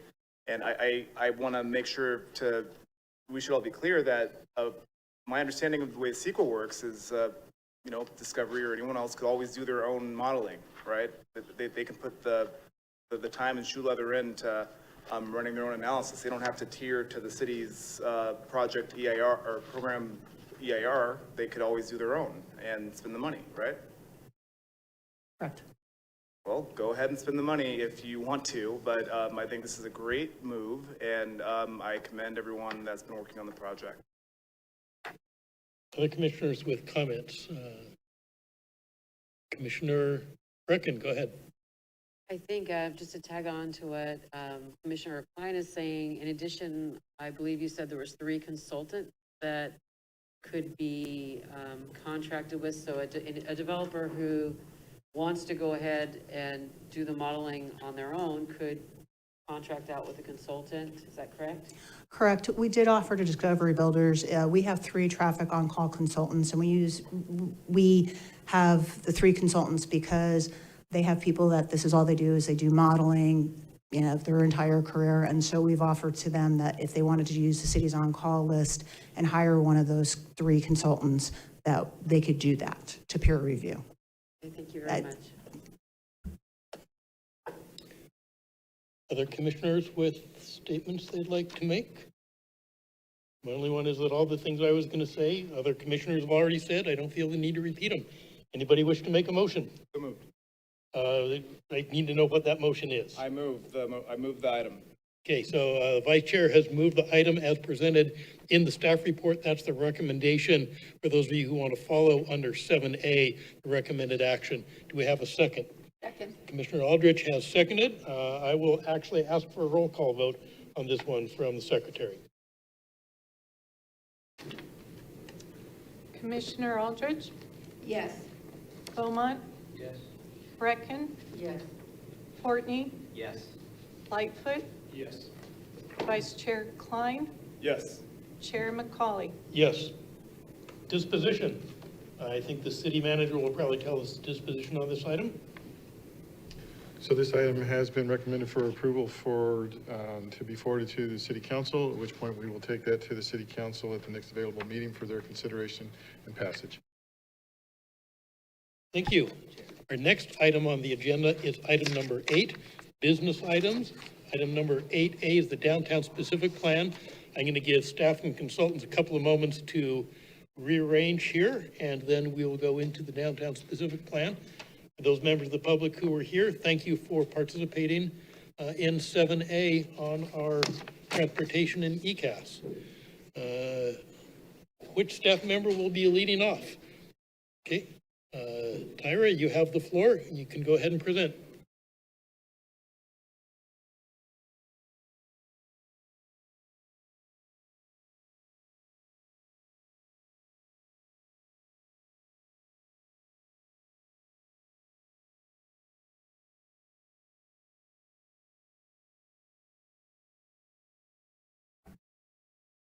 All right, good evening, Mr. Chairman, members of the Planning Commission. It's wonderful to see your faces for the first time in many, many months. For any of you who do not know me, I am Tyra Hayes, Senior Planner with Community Development. I'm the one you've been listening to for many, many months now in terms of informational items as they pertain to the Downtown Specific Plan. With me, I have Don Burris. He is the Economic Development Services Director. I believe I got that title right. He will be assisting me in our presentation tonight. As most of my presentations are, this is an informational presentation. It's intended to stimulate a discussion with the Planning Commission and the public prior to the city scheduling our downtown specific plan for its final adoption hearings later this fall. So some of this may be a bit of a review for you, but I do just want to take a moment to make sure everyone who may be watching tonight is familiar with the topic at hand. So in 2019, we began our downtown specific plan, and this downtown specific plan covers roughly 240 acres within our downtown, which is generally bounded by I-80 to the south, West Street to the west, Depot Street to the north, and Depot Street to the east, and East Monte Vista to the north. So as I mentioned, we've been doing this project now for about 2.5 years, and as such, there's been a lot of projects and tasks that have been completed to date. So again, by way of just doing a quick overview, we had completed the first component of our downtown specific plan in February of 2020, and that took place in the form of adopting our connectivity and streetscape design plan. What that plan really focused on was all the improvements which occur within the public right-of-way, and we'll be talking more about that shortly. In addition to that, we have done numerous studies, analyses, and strategy documents that were then used to help inform the creation of our downtown specific plan, which was released in June for public review and comment, and that was shared here with the Planning Commission as well as with our City Council. So as I mentioned earlier, the Downtown Connectivity and Streetscape Design Plan has been approved by our City Council. That document included the parking study we will be reviewing tonight. It also included a series of parking strategies, which is also on our agenda tonight. But in addition to that, it included a number of different projects that are really meant to help foster a placemaking feel for downtown. To put it simply, placemaking is really identified as a place where people want to work, visit, play, and attend regularly because they feel at home. So another way to say that, if to use a metaphor, it's all those special things that really converts a house into a home. So in addition to what's identified in our connectivity plan, as you may recall when you reviewed our draft downtown specific plan, we have other projects that have been identified, including the town center expansion. We talk about various art installations. We talk about bike and pedestrian improvements. We talk about lighting, outdoor seating and parklets. As I mentioned earlier, various aspects that really foster placemaking within our downtown. And we also talk about parking management. So again, some of these slides you've seen before, but they really are leading up to something I would like to share with our Planning Commission tonight. So what you have before you is the first phase of what we are proposing to do in terms of expanding the existing town square into what we're calling our town center expansion project. So I do apologize. I don't think I can point to anything on this, but you have Main Street running parallel to the bottom of your screen, and everything north of that would be the existing town square. What we are proposing to do in the near term in terms of expanding town center is we would like to include adding decorative concrete in the areas shown here. Those areas extend southward towards Merchant Street, where Merchant meets up with Dobbin Street. It then extends north in front of the existing Town Square Library and eventually connects up to it'd be the southwest side of Ulatis Creek. The idea behind this is to help bring the creek and that feature into a more prominent place within our downtown and really using it as the resource it is. But we're also looking to create a combination civic center as well as a large gathering area. We have the very fortunate problem of having outgrown our existing town square when it comes to hosting festivities and other social gatherings. So the idea here is to provide that downtown living room, so to speak, to allow for larger gatherings. Now, one thing I like to note with this decorative concrete, it's really kind of what we're using to visually tie this area together. It is important to note that we are not proposing to close either Main Street or Merchant Street. Those portions of the streets will remain open and parking will remain on Merchant Street. Now, if you look at the picture on your right, that is an example of what this area could look like, including the decorative concrete we had mentioned, as well as a larger town center component. I don't want to spend too much time on this because this is much further out in terms of our timeline, but this is phase 2 of that town center expansion. So with this, we are building upon phase 1. And in this case, this is many years out, we are likely to remove the existing surface parking lot located in front of the Town Square Library. And in that area, we would further infill it with various types of development, which would be required to provide additional structured parking at that time, should that parking need be demonstrated. With this, we're really trying to create a pedestrian-centered gathering area. It's hard to give you a time frame in terms of when this may happen. It really depends on numerous factors that are outside the city's control, but this is something we are working towards. And just like the last slide, the picture on the right gives you an idea how we can best activate our existing natural resource, and that would be Ulatis Creek. So here, we've shared this before with the Planning Commission. This is simply a conceptual photo of what Town Center could look like once it's completed in its second phase.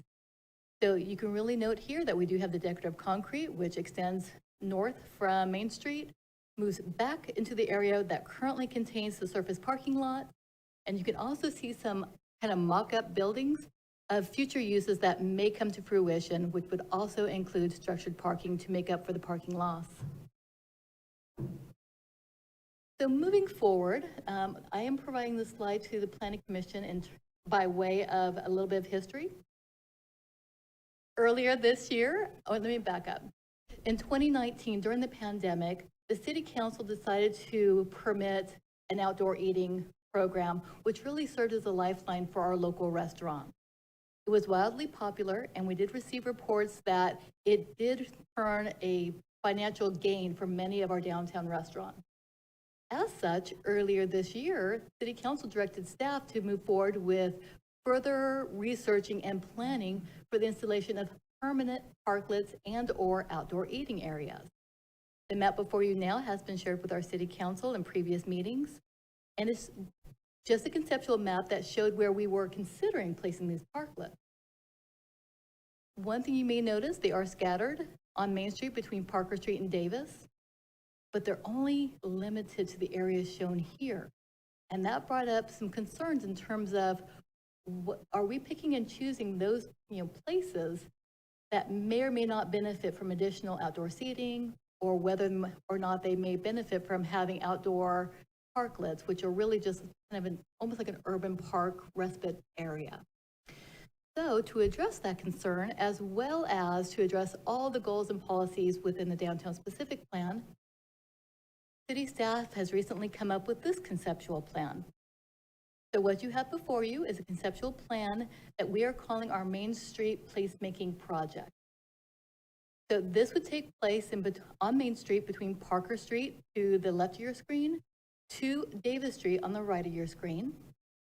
It is derived from the goals and policies of our downtown specific plan, but this is really an implementation task of that plan, which, as you are aware, has not yet been adopted. That said, we wanted to bring it before the Planning Commission tonight for discussion. We did discuss it with the Downtown Vacaville Business Improvement District last Thursday. And the purpose of bringing it to you tonight is to receive your feedback. There are many components to this plan, and we'll just touch upon them briefly, and then I'll show you some examples. So in the green, you see what we are calling our Main Street gateways. More than likely, what these will end up being are true park. And what that really means is they're not going to be tied to any specific business. They would simply be areas that people can enjoy, whether they're having a sandwich or they simply want to take a little break during their workday and sit down and read a nice book. I will have a photo of this for you in a moment. So moving on, in the orangish kind of color, we show that town center expansion phase 1. We had discussed a little earlier. So I think that's we've already covered that in good detail, and we can always go back to it if the Planning Commission wishes in the future. The next component is pretty self-explanatory, and that would be the installation of decorative intersections downtown. Not only would this serve as providing additional sources of public art, but it would also serve the purpose of providing a visual notification to vehicular traffic that they are entering a special space, which is more pedestrian oriented. And lastly, we are now proposing that we extend our existing sidewalks on Main Street an additional 5 to 6 feet. The reason we are proposing this is because if we were to do this, we would provide additional outdoor areas for restaurants and retailers alike. All businesses located within this segment of Main Street would have the opportunity to either install outdoor eating areas or they would be able to display their wares. In addition to that, we do believe that providing outdoor seating on the extended sidewalks is safer than parklets, because you're no longer placing any kind of tables or pedestrians within the actual roadway itself.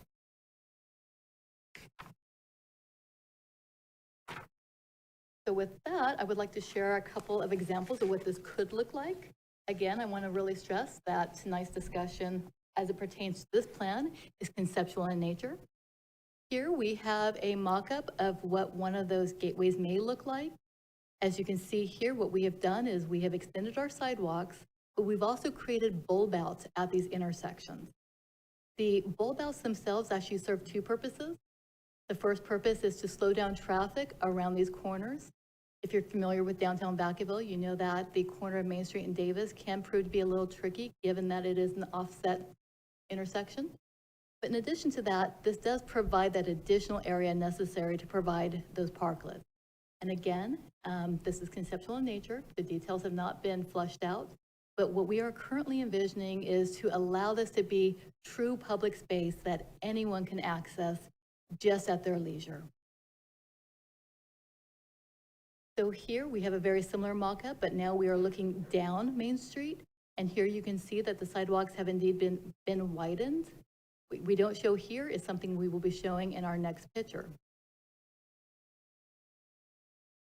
So here are some examples of what extended sidewalks could look like and what they could be used for. So the picture on the right shows some additional outdoor seating areas. And the picture on the left shows a myriad of different uses that could be employed in this area, including bike storage, outdoor eating, and other displays. Here we have a photo example of what the gateways can look like from a different perspective. Again, these are just outdoor areas. In this example, they do contain tables. We're not certain at this point in time whether or not our conceptual plan would include that. So here are some photos of the areas in which we are envisioning doing these city gateways to announce visitors' arrival into our unique downtown. So the first location would be before the former Point restaurant, which is now being converted into Moxie. Across Main Street on the other corner, it would be located in front of the existing Active Lifestyles gym, as well as the Opera House on the top floor. On the other side of Main Street, where it meets Parker, another gateway would be located in front of the Nebula restaurant. And lastly, across the way, the last gateway would be located in front of the Sonoma Springs Brewery. So that's a lot to take in. We are very excited to share that information with you. And once we finish our presentation, I am more than happy to go back and revisit anything we have discussed to this point. And now I'm probably reading everyone's mind, and that is, what about parking? So we're going to talk about parking. So first and foremost, I did forget to mention something earlier, and it was not intentional. Going back to our original concept plan, you may have noticed that the extended sidewalks it does encroach into the existing diagonal parking. And what we are proposing to do is to remove the diagonal parking and replace it with parallel parking. So at a very high level, again, there's been no official design or anything done that would result in the loss of roughly 50 to 60 parking spaces. Now, it's important that I note that because now we're going to actually discuss what our parking studies have revealed to us. So by way of a little bit of history, we have done 2 comprehensive parking studies for downtown. The first one was done around 2008, and the most recent one was completed in November of 2019. Both of the reports were very, very similar. I'll share those results with you in a moment. But in order to give you some context, I'd like to talk about the actual size of downtown and how it pertains to our existing parking lot. We currently have 13 parking lots in totality within the downtown specific plan border shown on the map here. And if you're really quick to count, you're probably saying, I only see 12. The reason for that is we did not highlight the Hickory lot. The Hickory lot is the lot located at the very southern border of our downtown specific plan boundary, adjacent to Interstate 80. So tonight, we're really going to focus on 12 public parking lots, all which are located within a 5-minute walking distance from the center of downtown as identified at the corner of Main Street and Davis. To further help put all of this into context, I like to explain how big or perhaps how small our downtown really is. You can walk anywhere in downtown, for the most part, within 10 minutes. If you were to walk anywhere on this red circle from one point, clear across to the other side. Or conversely, let me go back, sorry. Conversely, if you park in any of the parking lots shown within this red circle, you can walk to the center of downtown in less than 5 minutes. So how big is that really? The size of downtown is roughly the same size as our existing Nut Tree development. Now, in all fairness, that does include both sides of Nut Tree as it straddles East Monte Vista. It also roughly equates to the entirety of the Galleria Mall located in Roseville. If someone were to visit Roseville Galleria and they parked on the outer parking lot, it would also take them roughly 5 minutes to walk to the center of the mall itself. So now let's talk numbers. And I'm going to warn you, there's a lot of numbers. Luckily, many of you have seen these before, and they are available on our website, which I will share the website address with everyone at the end of the presentation. So as I previously mentioned, we have 13 public parking lots within the boundaries of the downtown specific planning area. In totality, that equates to 1,100, oh, I'm sorry, take that back. Please forgive me, I do have an error on this slide. So we have 1,108 parking spaces within our public parking lot. Now, if we remove the Hickory lot, which is shown on this map, that reduces that number to 857. Now, I would like to note, we do have another parking lot, which is technically privately owned, located at the corner of Mason Street and Davis. However, the city does have an agreement with this property owner to be able to use that lot during the evening hours and on weekends. So here is our first summary slide. As I had mentioned earlier, we have done 2 parking studies for downtown, one in 2008, one again at the end of 2019, and both of them concluded that while some of our lots receive more visitors, we do not have a parking inventory problem. We'll talk more about that in a moment. But I did want to highlight what lots are being used the most and what time of day they are being used. As part of our parking study, we did hire a traffic consultant to conduct the study. And the study included doing parking lot sweeps, as they call them, 3 times during a course of a few days when school was in session. The times in which those sweeps occurred were in the morning hours of 9 to 10, again at noon, by far the busiest part or busiest time of day for downtown, and again in the late afternoon between 4 and 5 p.m. During that time, we noticed that Lot 5, which is located in front of the existing Maxim Gym, or perhaps you know it as the old Gold's Gym, has the highest occupancy at 88% of all the parking spots being occupied. During the noon hour, Lot 4, which is the parking lot located in front of Town Square Library, is occupied at 90%. Lot 7, which is the triangle lot located behind Merchant and Main if you're on Merchant Street, or the Cal Hawaii building if you're on Mason Street, is occupied at 94%. Lot 8 is a small lot located behind Opera House. It is occupied at 82%.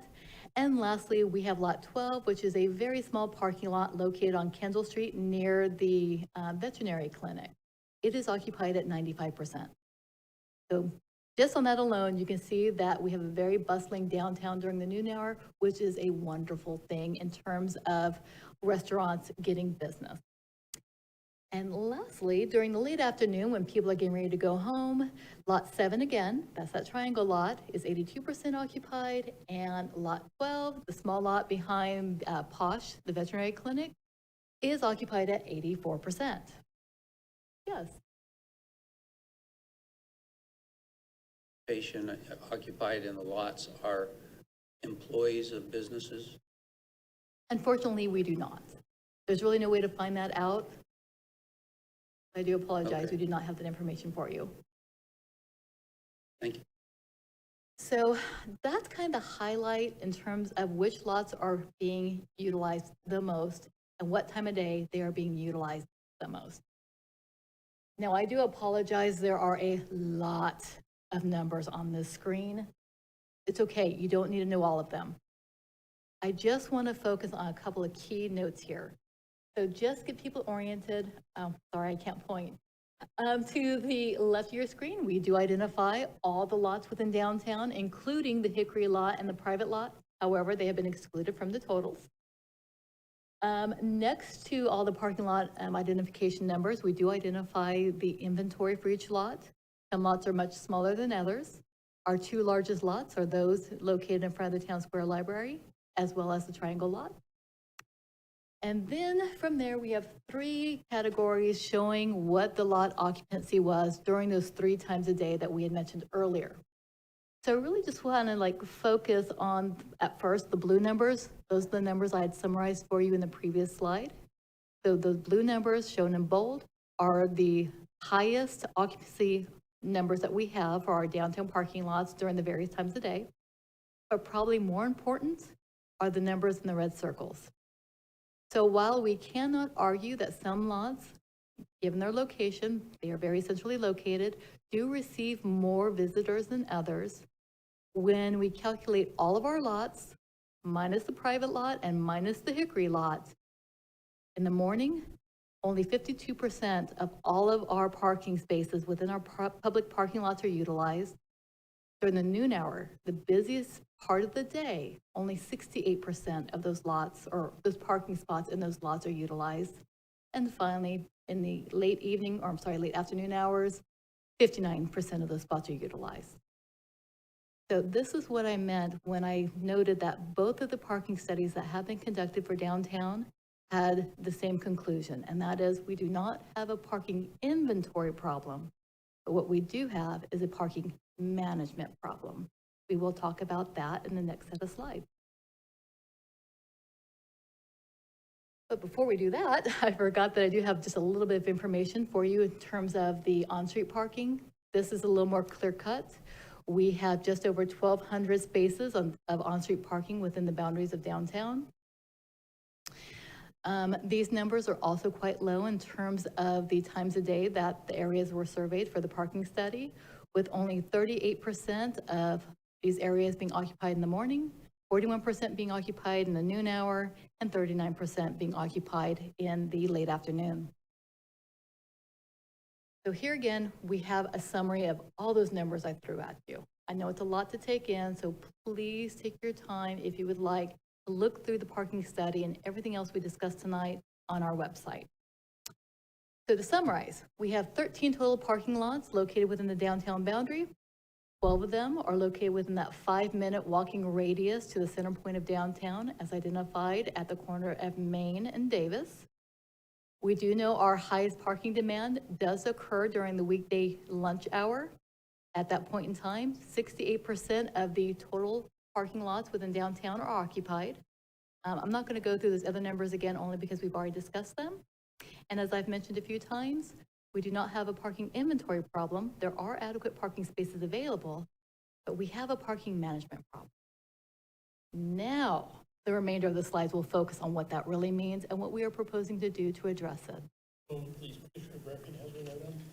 Yeah, thank you, Tara. And I have been exchanging emails with you, and we've been discussing the parking inventory problem, because I noticed when I looked at the parking study that there's no evening. I mean, we have a 4 o'clock time. So we have a morning, noon, and a 4 o'clock time, but there's no evenings, including Friday evenings or evenings where there's events like, you know, Creek Walk or other events.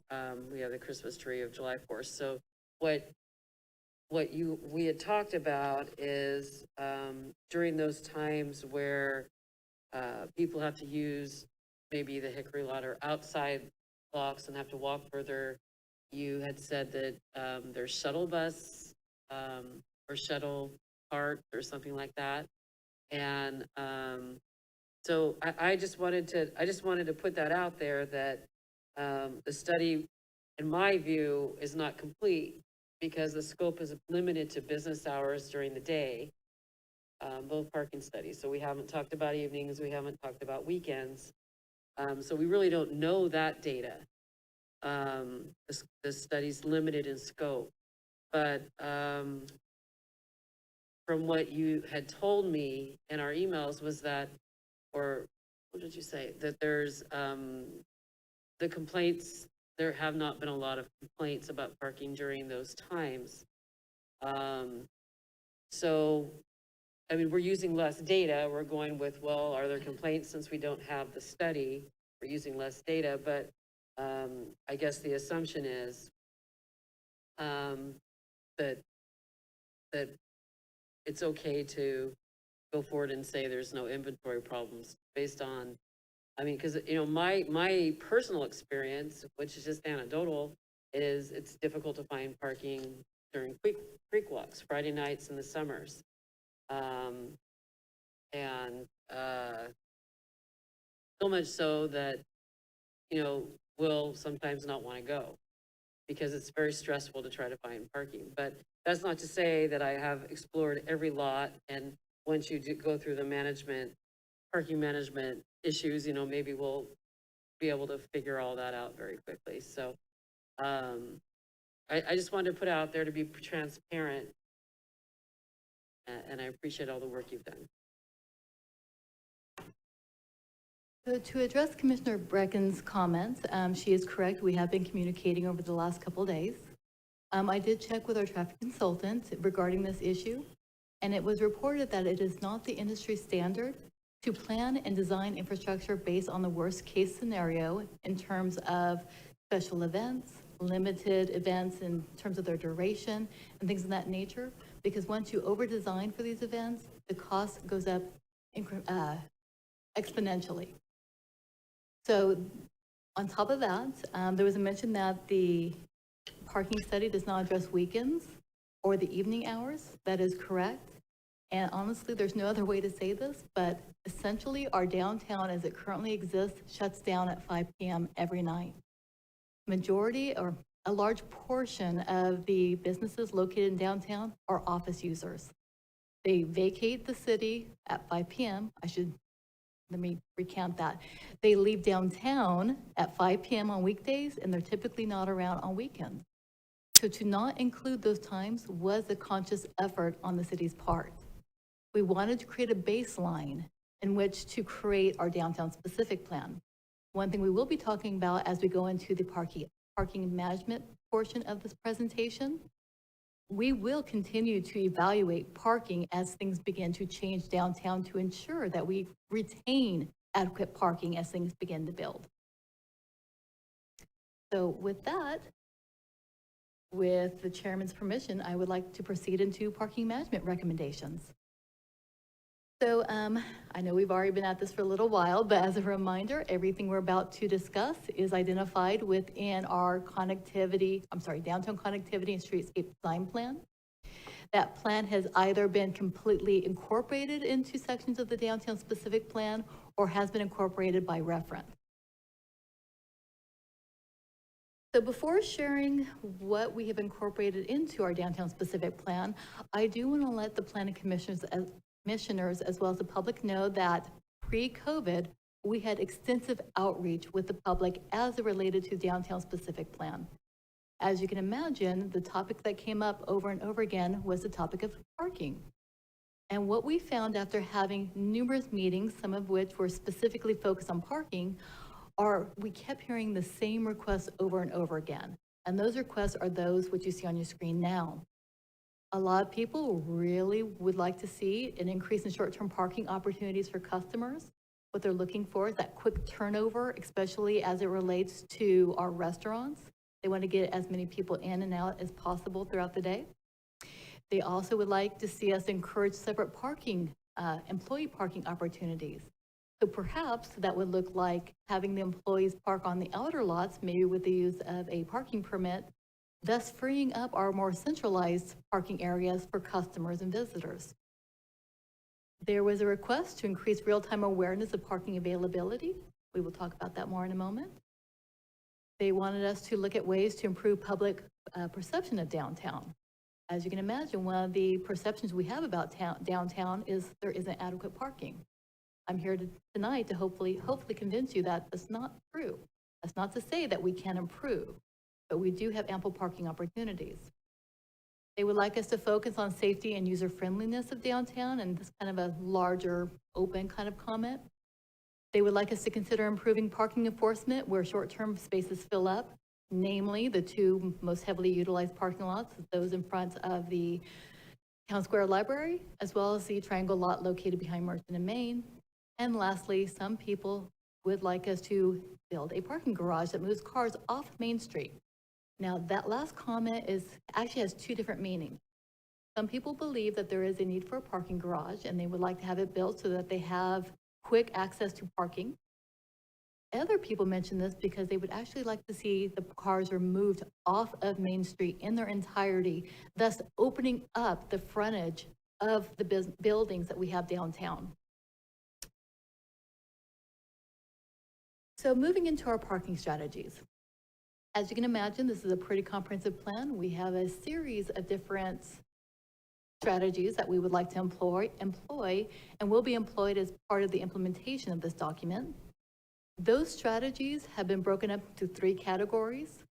The first category, the official name is called a capital improvement. What I meant to do here on this slide was just to simply explain that that means a physical improvement, something that we can build to improve the parking situation. The second set of improvements include operational improvements. Those would be the way, things that we can control that impacts the way the parking lots are being used. So that may include modifying existing time limits within those lots and or parking enforcement. Lastly, we have a series of policy recommendations. That could be looking at our zoning code and maybe changing the required parking for various uses. It would also have us look at, or potentially look at how often we need to reevaluate our parking needs and how often we should verify what the parking is at any given time. So moving into the physical improvements first, given that they are the easiest and most obvious things to understand. The first set of physical improvements would include constructing directional signage downtown. One form of signage would take place in terms of wayfinding. The sign you have before you here is really geared towards pedestrians. It does serve more than one purpose. Keep in mind that we are focusing on creating a more pedestrian and bicycle focused downtown. And as such, it's really important that people who have chosen to get out of their cars to be able to walk downtown and be very confident in terms of what is down here, how do I get to my destination? One way to do that would be install a sign similar to the one you see here on your screen. So I'm not sure if you can see it, but here, what people have done is individual businesses have bought little placards identifying their business, and it tells the pedestrian that their business is maybe 1 block to the west, 2 blocks to the east, perhaps they have to do a U-turn. So not only does this help wayfinding in terms of pedestrians being more comfortable downtown, but it also gives these businesses another opportunity to advertise their business. So I have been speaking with both our Public Works Division, and she can verify if I did it or not. I believe I spoke with Brooke Fox, our director of our Downtown Business Improvement District. What we thought we could do is kind of create our own little public-private partnership in terms of the city has agreed to actually install the base of the sign within the public right-of-way. But then it would be up to the Business Improvement District to sell the placards.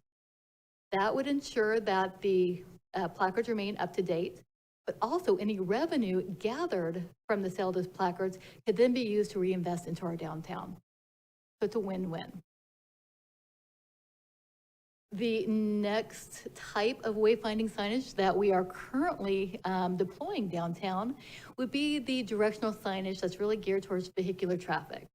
Now, I do apologize that these aren't pretty drawings, but I've got good news. These are actually design drawings for a project that's going to be implemented and installed by the end of this calendar year. So here, what we have is new signage downtown, which is branded with the Vacaville, oh, look at that, with the Vacaville sign. Oh, don't look at that. So here we have our signs branded with the Vacaville sign and Vacaville identified on top. And from there, we can identify key locations downtown, such as the library. I'm trying to think what else. I think one says restaurants, things of that nature. On the bottom, you'll also see something that's also very important, and that is additional parking signage. Where is the parking? These signs are being proposed to be affixed to existing light poles and to new poles downtown, as shown in the schematic on the right side of your screen. Another form of wayfinding signage is much bigger in scope. And this really addresses our gateways, as well as the wayfinding, as well as just general signage. Now, I don't want to give people the impression that we're putting signs all throughout downtown. In a way, I guess you can say we are, but we are very mindful of visual clutter. So this will be a very carefully coordinated effort to ensure that we are getting the biggest bang for our buck as it relates to signage. We don't want too much of it, but we need to make sure we have enough signage that people feel very comfortable finding downtown, and once they're there, they can find the parking necessary, and then they feel comfortable enough to walk and find their final destination. Perhaps while they're on their way to their final destination, they'll do a little window shopping and find out all these other new little treasures that we have within our downtown. So here, I'm not going to spend too much time on the minutia of this slide, but I do want to note that we are proposing to install new gateway signage downtown. Again, this is, we haven't decided exactly what the gateway signage is going to look like. For the time being, we're envisioning it being very similar to the existing downtown Vacaville sign that you see on Davis Street, the one that incorporates an art component to it. With that, we would be installing them at the main gateways into downtown, at the corners of East Monte Vista and Depot, East Monte Vista and Dobbin, Main Street, in or around the intersection with Cernan, and on Mason and Merchant Street. So moving on to the next set of physical improvements. Within our connectivity plan that we've mentioned a few times, there is a whole host of very specific improvements being recommended for our various publicly owned parking lots. So I included this schematic just to give you an example of what that may look like. The parking lot in front of you is that triangle lot located behind Merchant and Main or the Cal Hawaii building, depending on your perspective. And here we look at everything in terms of additional landscaping that can be placed in this location, different lighting opportunities. Perhaps the lot needs to be reconfigured to make more efficient use of the space. In other words, can we get any additional parking in these parking lots? And I believe this might be our last slide on physical improvements. We had mentioned very quickly earlier, there has been a lot of interest in having real-time applications and real-time signage that alerts the visitors of downtown of available parking within downtown itself. One would be reliant on the use of your phone and other people letting you know if there's available parking. But the other one you may have seen in other neighboring cities, and that would include a sign that has a LED or likewise display that lets you know at any given time X amount of parking spaces are available, so that we don't have a lot of people going into one parking lot, driving around in circles and getting frustrated. Our goal is to let people know where the parking is readily available, and they can reduce the number of times they go around the block, thus reducing greenhouse gas emissions. You may have heard a little bit about that tonight. But we are trying to make it a more pleasurable experience for our visitors downtown. And then I think we've already kind of covered it. We're looking at lot amenities, things from lighting, shade, additional electrical vehicle, charging stations, various other beautification improvements. And we are currently working with our police department to see whether or not security cameras would be a viable option. Okay, there's more. I told you. Claire, hold on for a minute. I have a request from Commissioner Lightfoot. Go ahead. So I have a comment on physical improvements, but I'll let you finish. It looks like you have one more.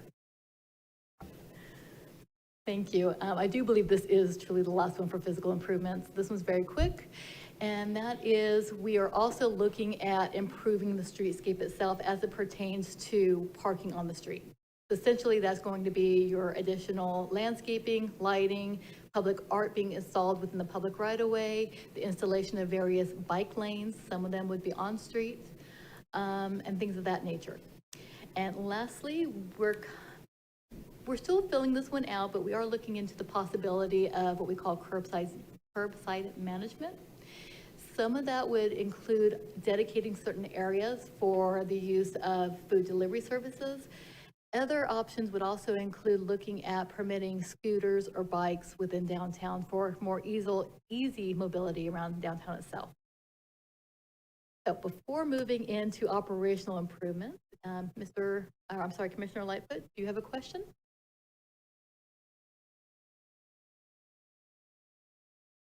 There we go. So on physical improvements, I'm 100% on board. I think you're right that there is ample parking, and we as citizens don't really know where to find it. And the signage is going to be a huge improvement in feeling like you have a place that you can park. You know, I've lived here my entire life, and not until my first parking analysis did I realize that some of the lots that we have are even Vacaville City owned lots. But I would like to suggest maybe something to make them feel like you belong in those lots. And I think it could be relatively easy and low cost to do while we're still waiting for the other improvements. Could it possibly change the striping so that it's identifiable as a Vacaville owned location? People feel like they want to belong parking there and could feel comfortable parking there. I think that could make people want to go to the lot specifically, especially if they know they have a lot to go to. Thank you very kindly for that comment, because that actually gives me the opportunity to let you know that we are looking at doing something that does make these publicly owned lots stand out. Some of you may recall, because you've been part of this process for a couple of years now, but we were actually exploring a parking strategy very similar to old school Disneyland, in which we identify the lots either with a name or a piece of art that makes it stand out. So back in the day, you can go to Disneyland, you can park in the Goofy lot, or perhaps the Mickey lot. We have been looking into the possibility of doing something very similar with our parking lot. We don't know what it's going to look like yet, and this is just me going off the cuff here, but maybe we can have a contest in terms of how can we best identify our lots? Just a thought. So thank you again for your comment, Commissioner Lightfoot. So these last slides are much shorter and pretty to the point. As I mentioned, operational improvements as they relate to our lots really have to do with those things that affect the way the lots are used daily. So we could look at really working with our police department to enforce parking time limitations. We can provide additional signage to reduce user confusion. We have heard before, in fact, I've heard it twice today. Some people are very confused as to what is a public lot versus a private lot. So we know it is a true concern of Vacaville visitors. So these are additional operational improvements that we could consider. They include things such as having shared parking agreements. You know, as I mentioned earlier, we do have such a arrangement with one private parking lot located downtown. We could look at opportunities to provide employee permits, which really encourages businesses to have their employees park in the outer lots. Once again, this idea is to free up the more centralized lots for visitors and patrons of downtown. We most definitely can and will look at better ways to maintain our lots and to ensure their cleanliness. We understand that in order to have people feel comfortable getting out of their cars and walking. Vice Chair Klein has a question or comment. I apologize for the interruption. I just have a quick point of clarification. Earlier, Commissioner Beaumont had asked about employee parking, and it seems like you said there was no way to determine it, but if we can't, it's impossible to determine, then how would we control that? It would be through a partnership with the downtown business owners.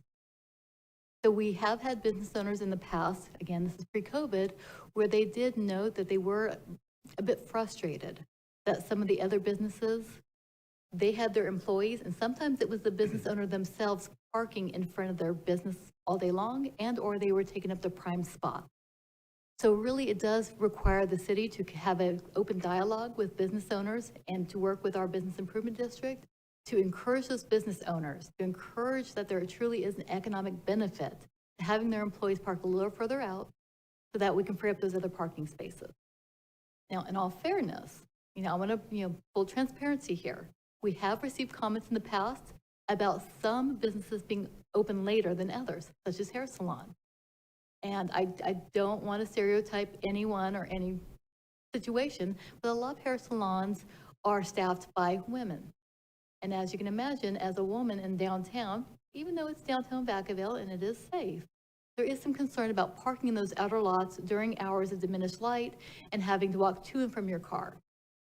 Again, everything we're talking about tonight is kind of high level. The next stage after our downtown specific plan is adopted is to move into the implementation stage.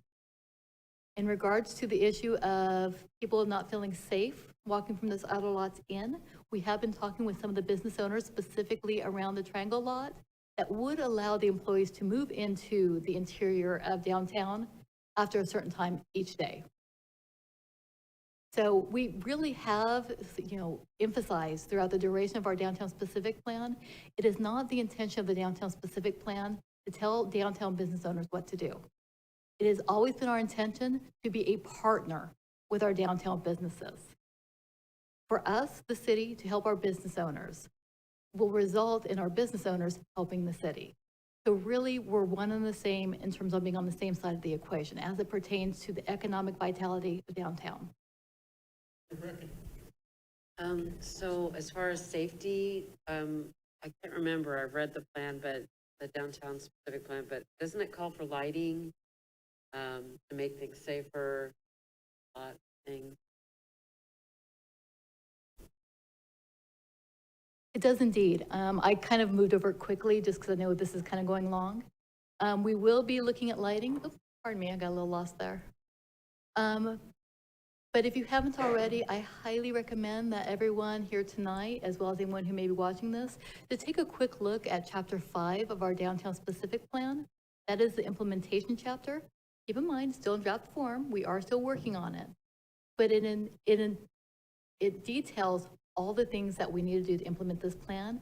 And one of those items is doing a comprehensive lighting plan for downtown to ensure that we do address areas that might be a little darker than others. So lighting is a huge component of our downtown specific plan. All right, I think this is just about the end. Well, I can wait till the end. It's written down. This one's really quick. This has to do with policy recommendations.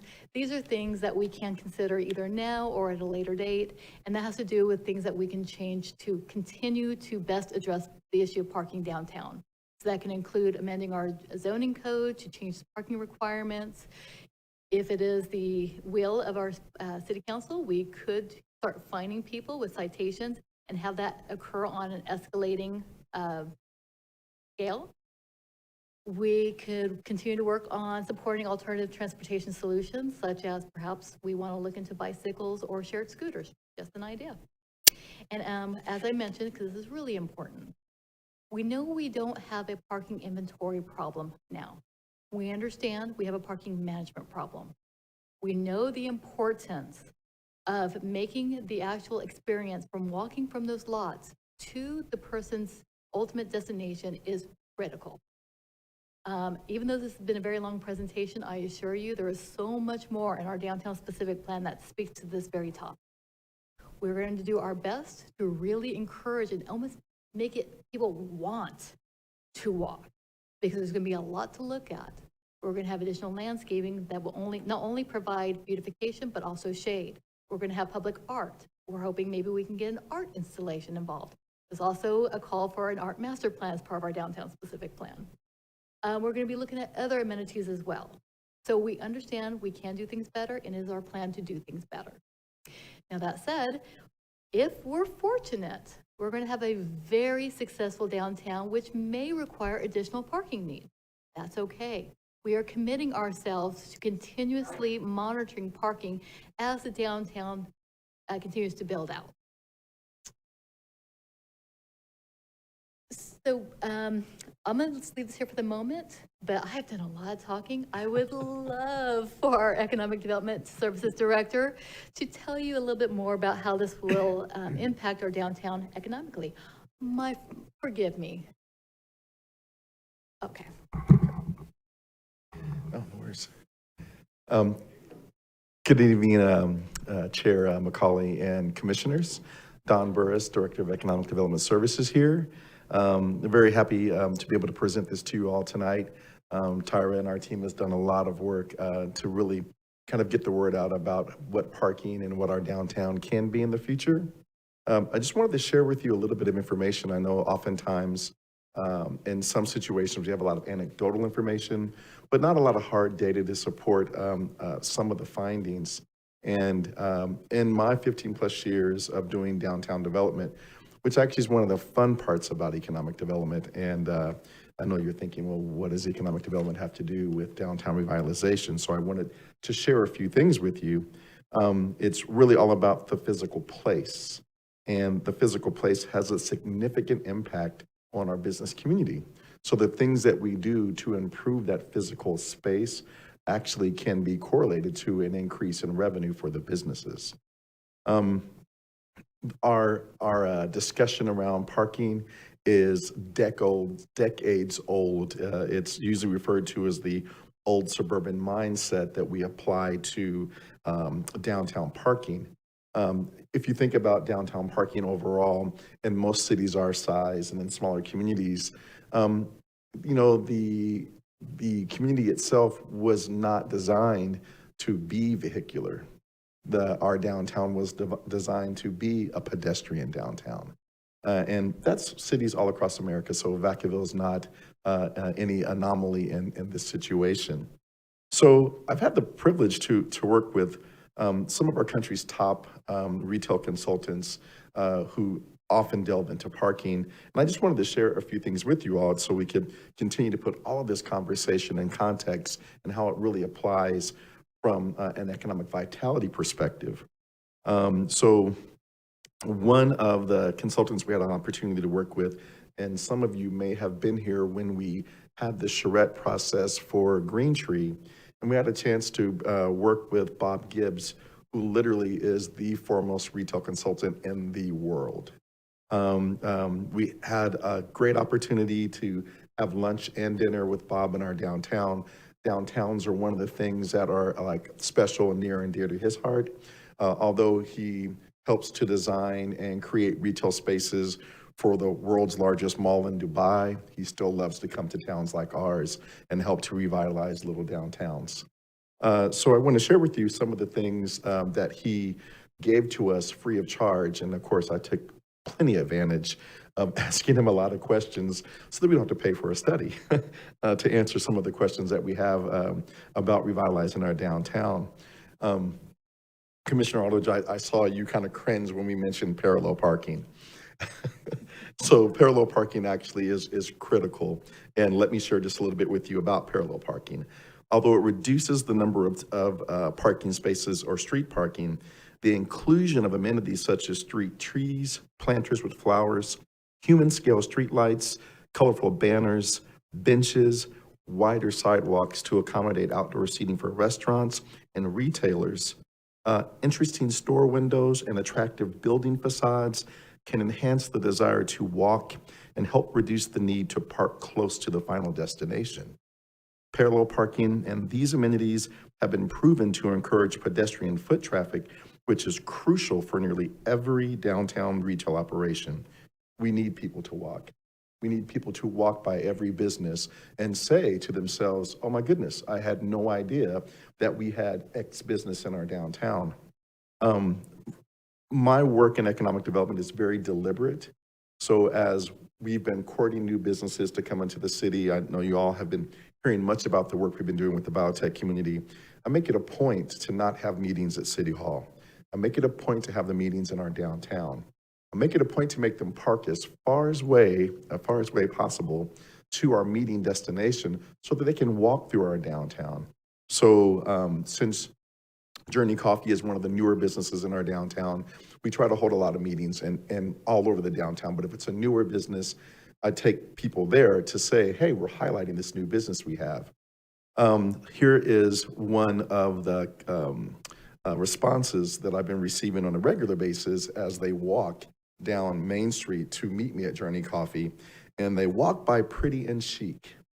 And they say to me, and this is a Vacaville resident sometimes as well, we had no idea that we had a home goods store in our downtown. We have retail in our downtown. Yes, Vacaville, we have retail in our downtown. So foot traffic is key to the success of our downtown restaurants and retailers. The economic impact, so it actually is quantifiable. The economic impact for this simple but crucial and critical change in our public infrastructure creates an opportunity for our local businesses to realize anywhere from a 10 to 15% increase in their sales revenue, simply by widening the sidewalk, simply by implementing some of these sidewalk improvements, because it encourages people to actually get out of their car and walk. The vertical, or sometimes the horizontal, sometimes what we call the perpendicular parking, does not encourage that. And that's why parallel parking is so popular. And it's one of the first things you'll see many small downtowns do to increase that foot traffic in their downtown. So some of the things I just shared with you, and I know that we've been talking for a long time. Keep forgetting to ask, and I'm not sure if it would be a Tara question, but handicap parking, are we focusing on that as far as, so there'll be handicap parking throughout the area so people who need it can take advantage of that and still enjoy downtown? So that's a great segue in terms of the two pieces of correspondence. Sorry, got a little bit of cotton mouth going on. The two pieces of correspondence we had received late this afternoon. So one of those emails we had received was in regards to ADA compliance as relates to downtown Main Street specifically, if we were to employ the parallel parking. So as some of you know, we do have some special uses on this section of Main Street, specifically those geared towards people who may have some difficulties physically walking to and from their car to the store. To answer your question, we have not moved into any kind of design phase on that. This is a conceptual plan, but we have committed into working with the appropriate people within City Hall to determine whether or not we could continue to have either identified parking in front of that specific store, given that they do deal with the mobility impaired, and or if we could have time limits. So as you've seen, we did receive that email. I was unable to respond prior to this meeting, but it will be something we will do in the next couple of days.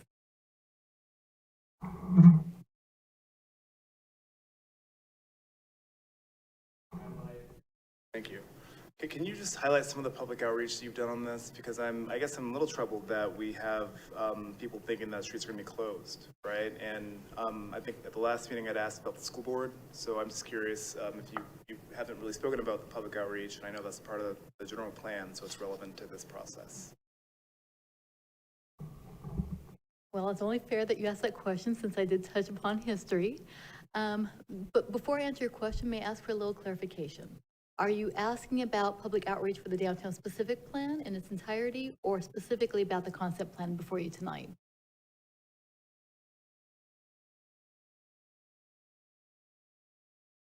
That's during your outreach, so I'm just curious what would make someone send a letter like this if that's not true, and I had specifically asked about the school board at the last meeting. So, because we have 700 students, school-age students will be living downtown. I don't recall. Hundreds of school-age students will be living downtown, correct? Okay. Well, let me try to address the first portion of that, and the second portion of that, I'm going to throw over to our city manager, Mr. Bush. So, in terms of public outreach, we had ample public outreach, which mainly took place pre-COVID, just given the fact that we did adopt our downtown connectivity and streetscape design plan in February of 2020, which, if you recall, is right before COVID hit. We had numerous meetings, and many of those meetings were very specific as related to parking. So in addition to having meetings in person at the community center downtown, we also had a live webinar, which we interacted with people live, but we also retained on our then public outreach website. So I know, and back up, to best answer your question, why there may be this misperception that we are closing streets, I can explain where that comes from. As I mentioned, we did adopt our connectivity plan in February 2020. And as part of that plan, we did include phases 1 and 2 of the town center expansion. Now, if you look closely, I think you can read it. On the section of Merchant Street that extends from Dobbins to Main, it identifies this area as a paseo with an emergency vehicle access. When this was originally rolled out, we did envision closing this street. The idea behind this was to not only visually tie it into the town civic center, but we also wanted to be able to better utilize that area for outside vendors, outdoor seating, things of that nature. Now with COVID, we did employ our outdoor seating plan, in which we did close off that portion of Merchant Street to allow for those outdoor eating areas. And with that, we did receive a lot of complaints from those businesses about the need to retain that portion of Merchant Street being open. So as of right now, we are not proposing to close that street as part of this plan. But unfortunately, because we did share this with everyone pre-COVID, this plan does indeed identify that area being closed off. That is where the misperception originated, and we're now doing our best to ensure people we are not proposing to close off any streets within downtown.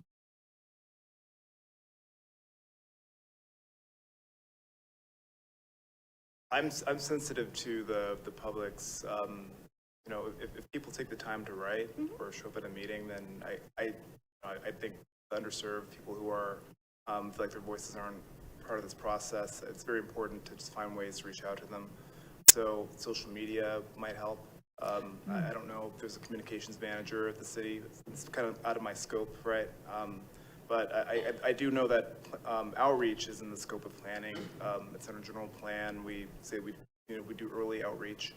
So I don't know what the methods are, but this is a beautiful plan, and it's worth sharing with others. And notwithstanding the substance, I think that people should be, you know, I don't know how this response came out, but to Julian Pizzata, but it would be nice to let them know, hey, in an earlier version of the plan, it was proposed, but just to be clear, it's not, just so that they don't think that, well, you know, where would I've gotten that from? That's all. Thank you. Thank you. And in terms of addressing your comments as it pertains to the school district, I would like to turn that over to City Manager Bush, please. Thank you, Vice Chairman Klein. So at the last meeting, there was a conversation brought up about the potential impacts of the downtown specific plan upon the school district. And so as I think Tyra has shared with you that the representatives from the school district have actually been very engaged as part of this process. So from day one, we've been reaching out to all the different applicable agencies that, you know, need to comment on this, that we're looking for their input, because we don't want to do this in a vacuum, right? We want to make sure that the investment and time that we're putting into this high quality plan adds value all the way around, and that we're not missing anything. And so we wanted to make sure that we had the school district represented early on in the process. And so as we do with all of our development projects, we get them involved early, and they take a look at the proposed plan in terms of student generation and those sorts of factors. And the conclusions that they gave us as part of the evaluation that they do is that there is not going to be a significant impact on the school system as a result of this particular project. I know that there was some other conversations or questions related to, you know, how the school district is working, not just in downtown, but, you know, some of the other issues in the community. I have been working with the school district on a variety of different matters with regards to that global subject, if you will. As you can imagine, right now they're very busy with school reopening and all the fun challenges they have with the pandemic and all the new protocols and so forth. But we will continue to meet with them and their representatives from the school board as part of our city council school board 3x3 meeting on the big global issues. But as it relates specifically to this particular project, they assure us that that the project does not generate the need for additional facilities. So from that standpoint, I think we're good to go with the downtown plan. And again, we are still in communicating through our 3x3 on the bigger picture issues.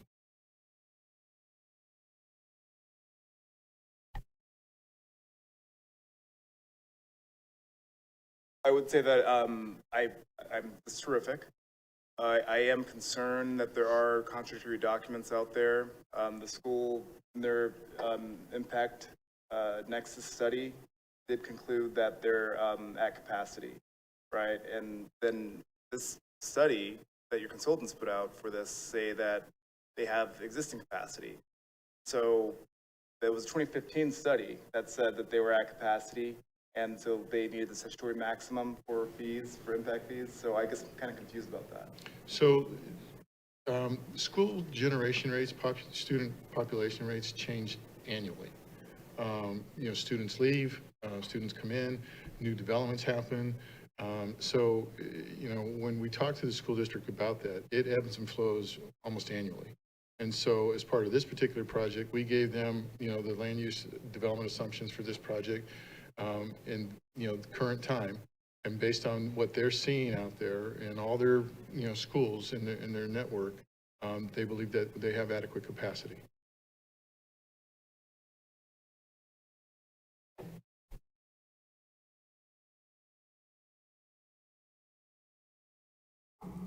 Thank you. Just to sum up the few notes that I wanted to share with you all, I wanted to share this information with you to say that our concepts are not founded in anecdotal conversation, rather from industry experts who have successfully implemented these concepts, not only in the United States, but around the world. Some of the local successes can be seen in the cities of Livermore and Pleasanton, who led the transformation of their adequate downtowns into the real heart of the city. And again, in this situation, I'm speaking very directly to moving from diagonal parking to parallel parking and widening the sidewalks. It makes literally that much of a difference in communities. Also want to point out that those two cities are also Main Street Award winners, meaning that they followed the traditional policies and programs to actually revitalize their downtowns. Anecdotally, I'll share with you that my first time living in California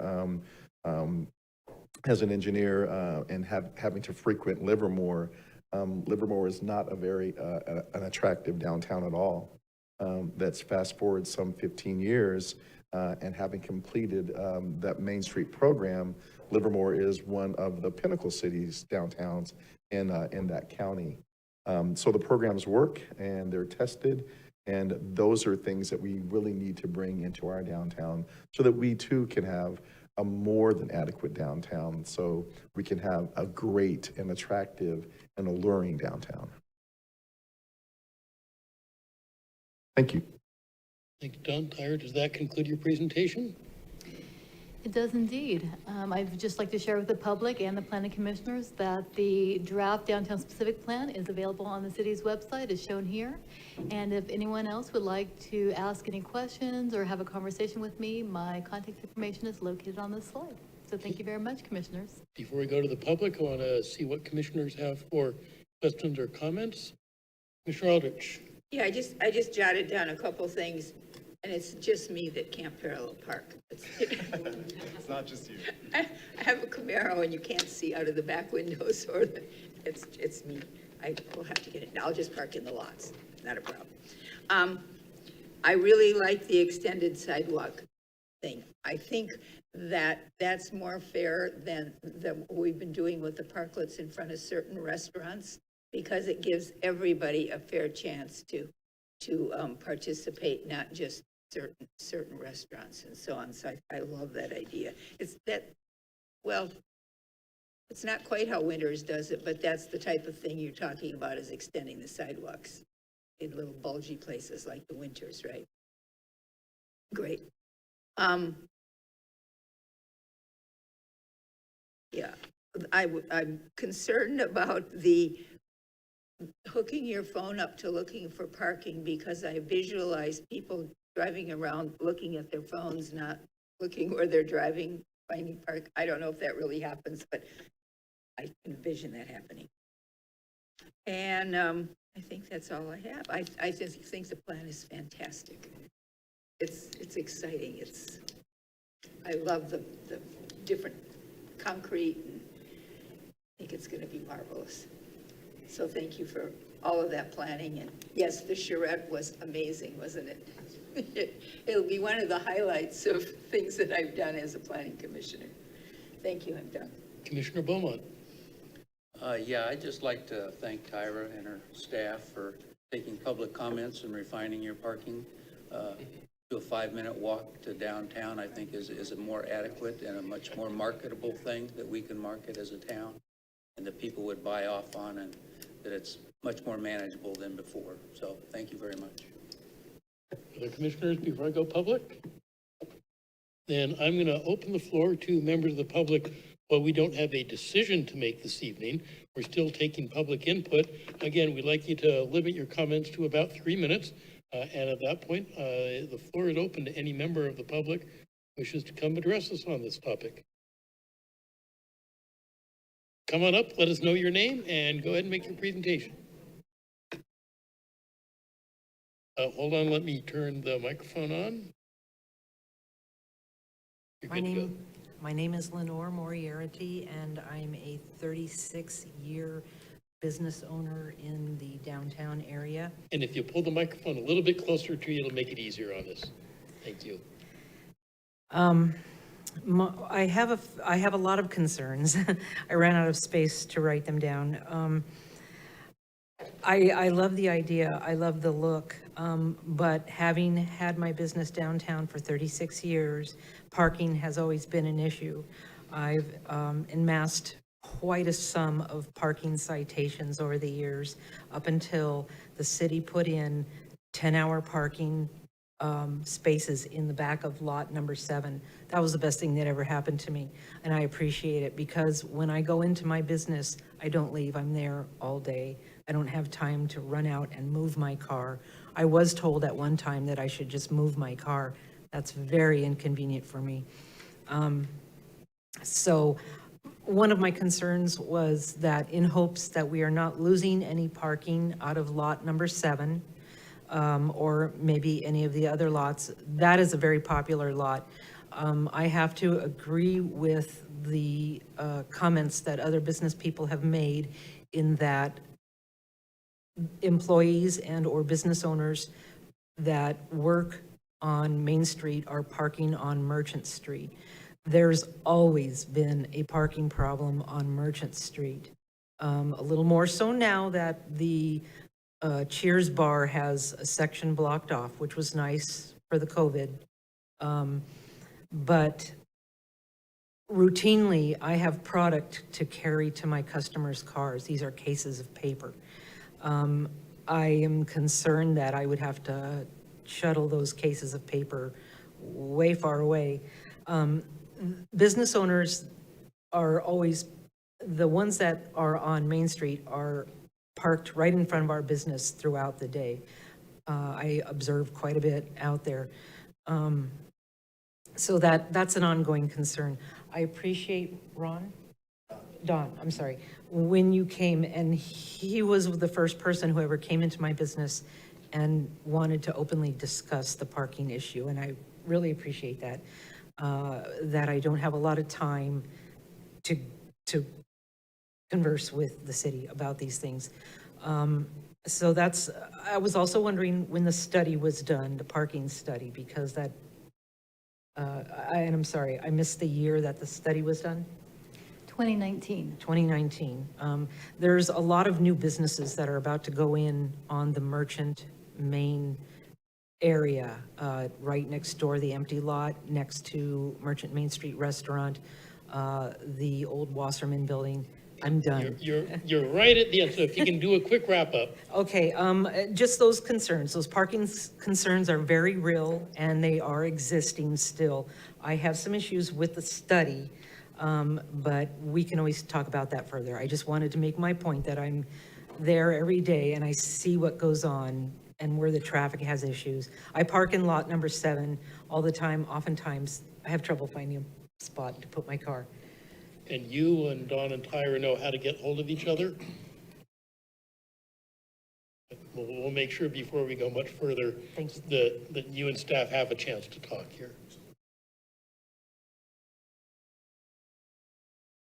Come on up, let us know your name, and you got the 3 minutes. Good evening, I'm Monica Espinosa, and I want to thank you and Tyra and Don for bringing Vacaville into the 21st century. Finally, we're going to have something to compete with because Livermore and Pleasanton and many other cities are fantastic. And I've been saying since I got here in the early 70s, why aren't we?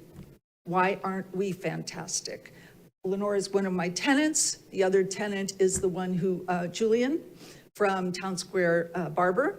And then I have another tenant that is Bellafiore Salon. I hear from them constantly. I mean, my phone, I feel like I should be in the city because of the complaints I get. The reason that we we knew that Merchant Street was going to be closed off is because it was closed off. They put up the ugliest barricades I have ever seen in my entire life. Don knows, I called him, I called the city. I said, please take those down. It's embarrassing. The signs, I took pictures and I sent them in. It was awful. So I don't know who designed that. And those huge things that should be in front of the White House were in front of Merchant Street. It was awful. So my poor tenants couldn't get their people into their salons and their printing. It was a nightmare. And I felt so sorry for them. Plus, they had to close for, 2 months. So when it finally opened up, their street was closed off. I mean, how unfair is that to the businesses supporting this city? So please, I love the fact that we're changing. We need something to do on Merchant Street. I don't know if you want it to be all 30-minute, half-hour, 1-hour parking, but you need to control that parking because it's true. I spend a lot of time over there and I know that people that shouldn't be parking there are parking there. So I love the fact that we're moving along. Brooke has been fantastic. She needs applause for everything that she's doing to get everything done. My building is 309, 311, and 313 Merchant.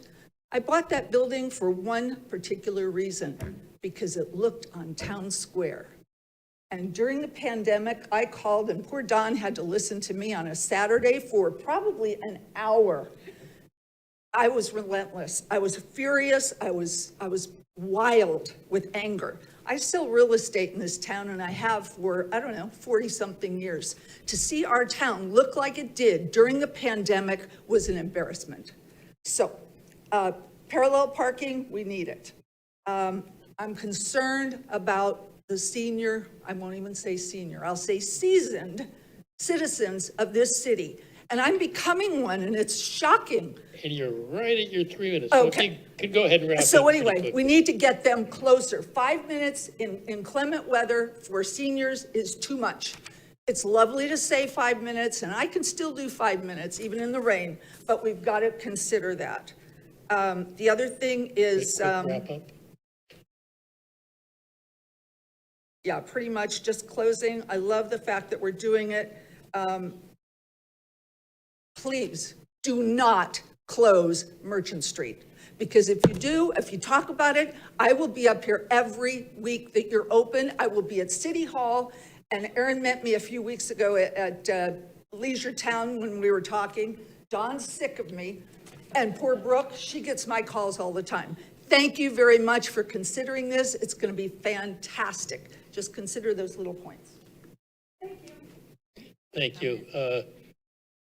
Before you go, Commissioner Aldrich has a question or comment. Was that for Monica? I just wanted to make a comment. I am a patron of Bella Fiore, and it was hideously inconvenient the whole time Merchant Street was, yeah. And the poor Town Square barber? Yeah, he doesn't have a back door. I'm so sorry for him, and I know he drove John crazy too. Bella Fiore at least had a back door that opened out. We're starting to get a conversation that's not recorded here, so appreciate the comments on that. Sorry. And we'll now see if anybody else wishes to address the public. Good evening, Commissioners. I am Brooke Fox, the Executive Director of the Downtown Vacaville Business Improvement District, home to over 600 businesses in the downtown core. So I have a few comments, and forgive me, I tried to organize them, but there's a lot here.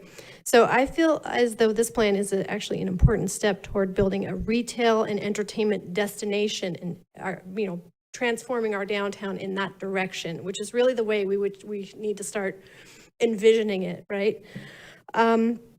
Just to give you some perspective, the business license reports indicate that over 3,000 people work downtown for some portion of their week. So when you do the math and you realize how many parking spaces we have on street and off street is about, and in the lots total is about 2,500, and then you have visitors and employees, you can see that it does start to get crunchy at certain times. So downtown is, I believe, home to 30% of Vacaville's office use. So that just lets you know there's a lot of people working 9 to 5 and having some parking issues, especially in the middle of the day if people are trying to come in for a quick meeting.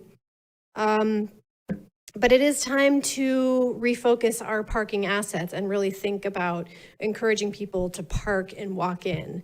And if that means losing some of those office uses for more active uses, then it might have to go in that direction. So, but I would encourage office use clientele to, encourage their clients to visit them at not in the noon hour. Maybe there's some creative ways they can go there. So we have outgrown existing town square. So I'm very pleased to see the town square expansion. For our events, we've actually started taking over the street in the last couple of years, and that's because our town square is no longer large enough to hold enough the amount of people that come down to our events. So I'm very excited to see that potential expansion. We could potentially host the farmers market there. We could potentially host our holiday market there. There's a lot of options that would then enable us to not have to close the street to host those events. So just a few things to consider. I wouldn't call them recommendations, just things to consider. I would insist that the city also improve those existing parking lots by way of lighting and wayfinding, which are already in the works. But, you know, I would want to make sure that if we do move toward parallel parking on Main Street, that those exterior lots get some love and get some of those striping, wayfinding, all of that.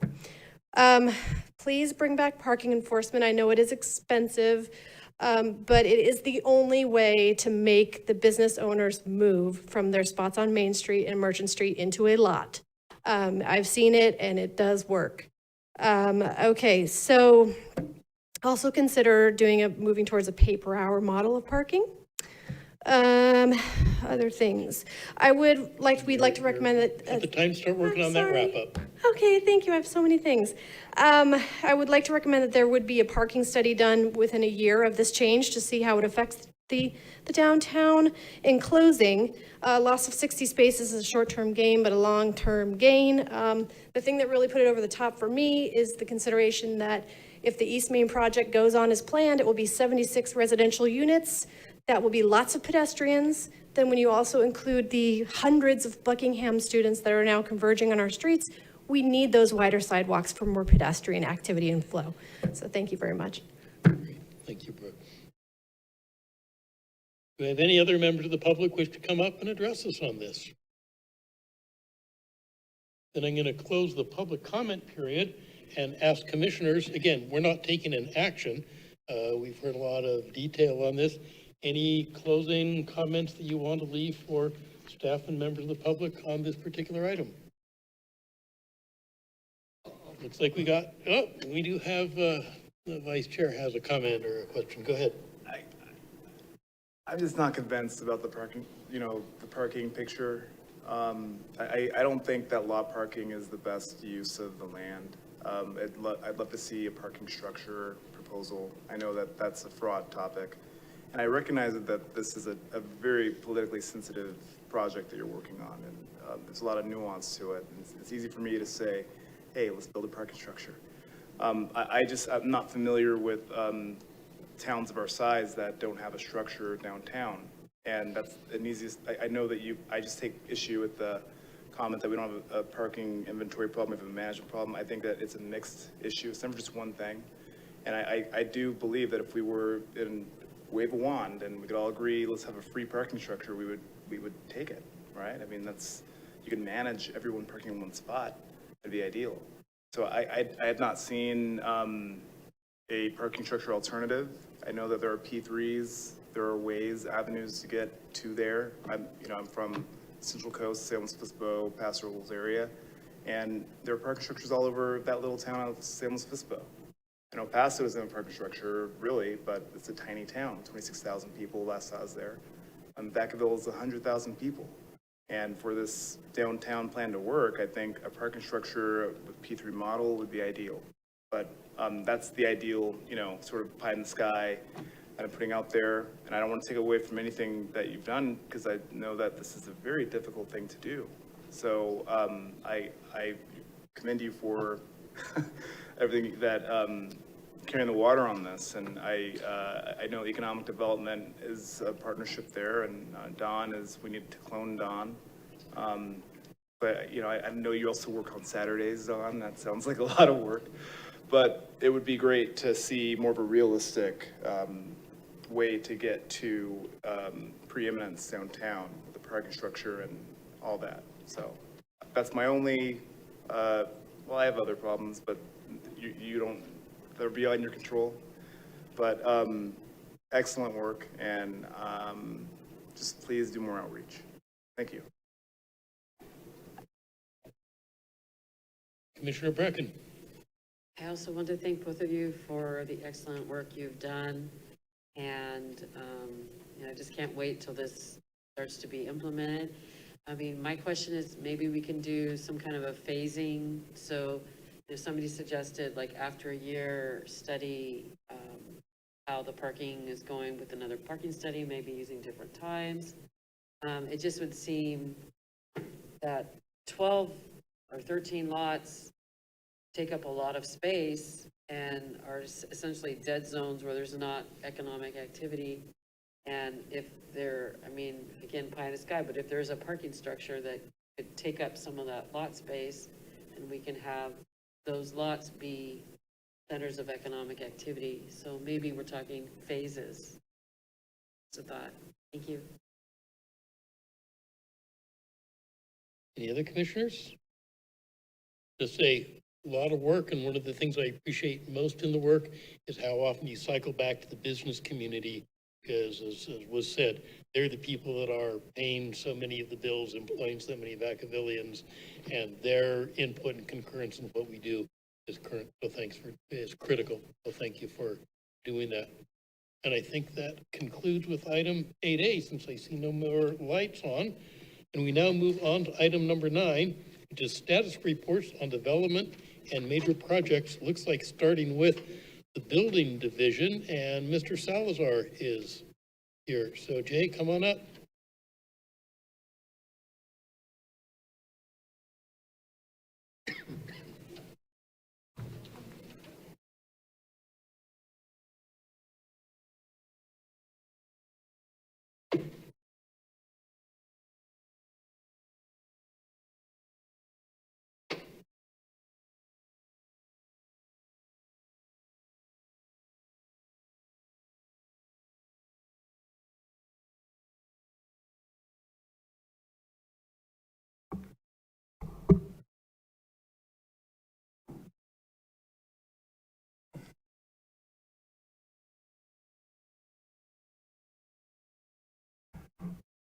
Good evening, Chairman Macaulay and fellow planning commissioners. It's so wonderful to see your faces, and I certainly do appreciate your public service, and I want to thank you right at the very beginning. It's a little bit of a late evening, so I will move very quickly for you. This is an update of the building division for the month of July.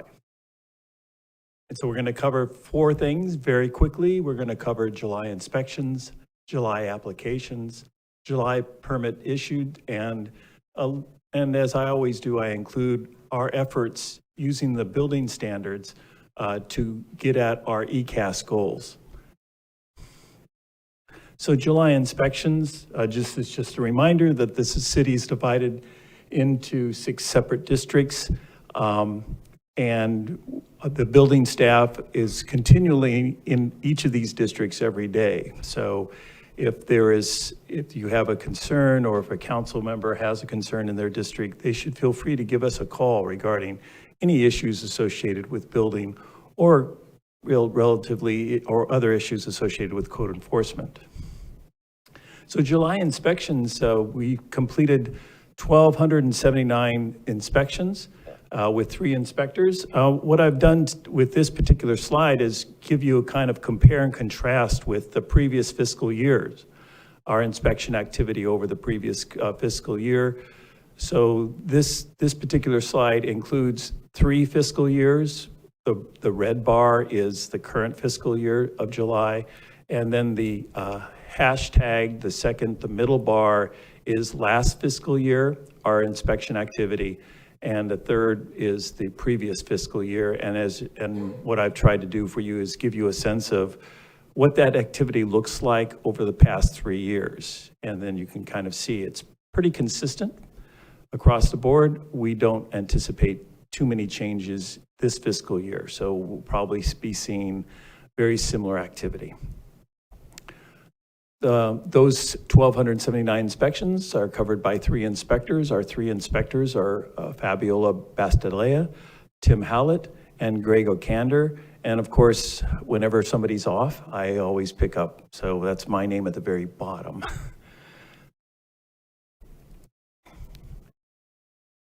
And part of our inspection activity is related to our housing element. And so in July, we gave final inspection approval to 27 single-family residential units.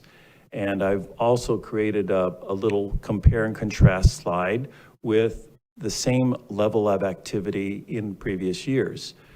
So you can see last fiscal year, we as you can tell, because you approved a lot of those projects, we have been filing around 35 to 40 single-family dwelling units a month. This particular July, we finalized approximately, like I said, 27. July applications, same type of slide, compare and contrast with the previous fiscal years. Last July, we took in 409 building permit applications just in that particular month. The building permit process really is a two-pronged process where you have the application process, where we take in an application, we determine its completeness, much in the same way that the planners determine completeness for planning projects. We do the same thing with building permit applications. We also follow the same state laws with respect to application completeness. And the second part of the building permit process is actually the permit issuance and permit inspection. So we had 409 applications this last July, and as you can see from the previous fiscal years, we get somewhere between 300 to 500 applications depending on the month. One of the applications that came in July in terms of commercial projects, which was Premier RV Storage. It's a parking lot and fencing and some landscaping off of Hume Way. The second part of the building permit process are permits issued. And so again, the red bar is this most recent July. We issued 387 building permits. You'll note that it's a little lower than previous July of the previous fiscal years. Part of that was because we were experiencing some issues with our permitting software during that month.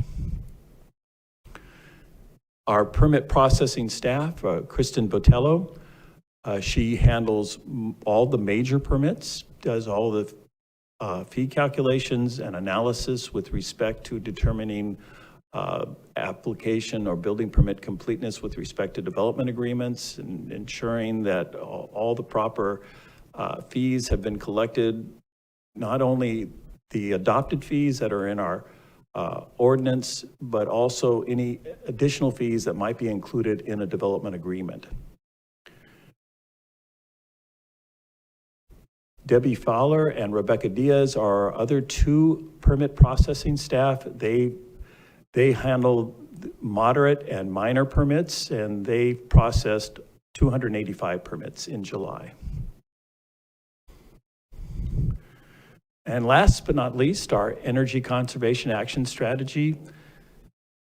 And I'd like to always show how many solar permits we've issued, because that's easy to calculate and easy to provide hard data on actually how much greenhouse gas emission reduction we are getting with every solar permit that we issue.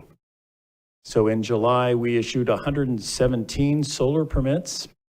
And as you can see in this compare and contrast slide, over the previous fiscal years, it's slightly lower. That may be because we were having some software issues again with our software programming. Because a lot of our solar permits we issue automatically online. And so in July, we had to take that online issuance offline. We still provided issuance, but Rebecca and Debbie took up the slack by issuing those permits over the phone, sort of replacing the software. But we did issue fewer, and we think that may be why in comparison to other years. As you can see, what I pointed out here, if you look under the permit trend line for 2021 for that fiscal year, that the number of permits we issued that year were equivalent to a reduction of almost 32 metric tons of CO2 equivalent. That doesn't sound like much, But in the world of greenhouse gas emissions, it's every little thing that helps. And basically, that ends my status update. If you have any questions, I'll be happy to answer you. Any questions for Mr. Salazar? Thanks, Jay. We'll go on to planning and seeing who has the advanced planning report. Looks like Tyra's back up.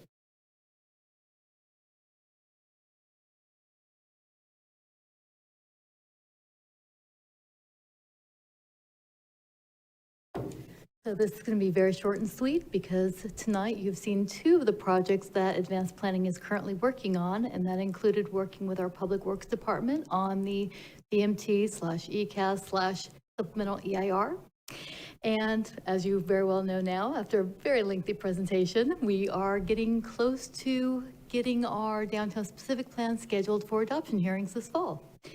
In addition to those two large projects, we are continuing to work on the Green Tree project. Christina Love, who had done tonight's first presentation, has once again taken over that project, and she is currently working on sending the final comments on the draft specific plan back to the consultant team. In addition to that, she recently met for the monthly Green Tree liaison meeting, so things are going well there. And lastly, the city recently received the scope of work for our upcoming housing element update, which also includes additional updates to our safety element and the creation of our environmental justice element. Those are projects that you'll probably see before the Planning Commission. If we're lucky, the very first presentations will be done before at the end of this year. Thank you. Question, the county advertised they're looking for comments on their multi-hazard assessment plan. Is that something that advanced planning is in or the city's involved with? Will that work into the safety plan update? How are those related to each other? Most definitely. The new countywide local hazard mitigation plan will definitely inform the update to the safety element. So just in case anyone's curious, the reason we are updating our safety element is because it is a requirement that must be met concurrently with the update to our housing element.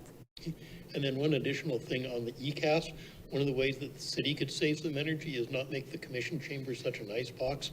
I've had several of the commissioners mention that they wish they had blankets here. Probably not an advanced planning thing, but as Jay said, every little thing helps. I think current planning looks like Mr. Bavon is up on that, so Damon, come on up. Now you know to bring a jacket. It's an igloo. That's okay.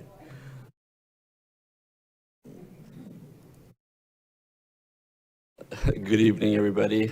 Chair, Vice Chair, it's good to see you all again. Quite the act to follow for me with everything else that's gone on, so I'll try to be brief about everything here. So just want to go over some projects that came in July for current planning. We had two new projects submitted. One's the Nutry Business Park. And the Nutry Business Park is about 10 acres behind the Nutry apartment site, behind the Nutry retail site. And that was originally approved as a sort of flex office, 3 buildings, around 175,000 square feet. They're requesting their second time extension, which comes to the Planning Commission, so that'll be on your agenda hopefully next couple months. Montesa subdivision, which is off of California Drive, they've come in for their DA amendment, and that is also a Planning Commission item, so that will be here for you in a couple months as well. In terms of what was approved in July, sort of the bigger projects that were approved, Roberts Ranch house plans for Village C, about 74 lots, 2,000 to 3,300 square feet, 1-story and 2-story plans, and the builders Taylor Morrison Homes. For Montesa, 58 lots, those you see the square footages there, and that is Discovery Builders. So those were sort of the main projects that came in. We normally get a lot of patio covers and swimming pools and things like that. So I didn't mention a lot of those, but those are the projects that we received that I think is of some note to the Planning Commission since they will be in front of you. In terms of other development activity, 124 plan checks, and those are primarily house plans. So we're getting a lot of house plans with subdivisions on east of Leisure Town, and hopefully with those 2 that we approved recently, we'll be getting house plans submitted for those as well. Inspections, roughly 28, those are all, again, single-family homes, some patio covers and things like that as well. 74 planning inquiries, and we approved 26 home occupation permits. So those are sort of the brief project lists. I also want to just share with you for the last, I would say almost a year, we've been working with a software company called Open Counter. And Open Counter provides zoning and zoning inquiries, but also there's different portals that allow business owners to look at it, at a certain project, what the process is going to be, what the permits are going to be. So we were working with them.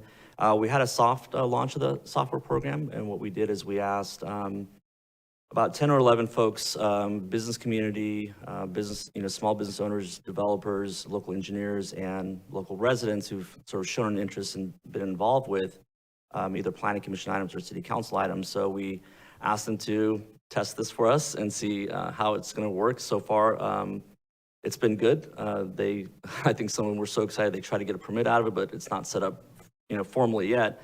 We're hoping to launch that formally in the next couple of weeks. So when we do, I'd like to bring that back to to commission and just give you all an overview of what it is, what it does, and hopefully you can try it as well. It's a pretty cool system, and I think it's going to be very helpful to folks who may be nervous about coming to City Hall and asking questions that they aren't totally sure about. So this at least gives them a chance to do a lot of research on their own time, and have sort of more confidence coming to City Hall so that we can take them to that next step.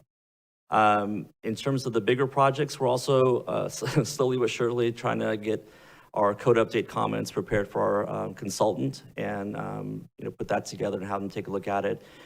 When that happens, when we have another draft, we do intend to meet with commissioners one-on-one with staff and the consultant. And what we'd like to do is to try to answer as many of your questions before it comes to you, but we'll have to sort of get the logistics of meeting with everybody. But we definitely do want to have one-on-one meetings with you to get your insight, and after you've had a chance to review the second version of the draft code update.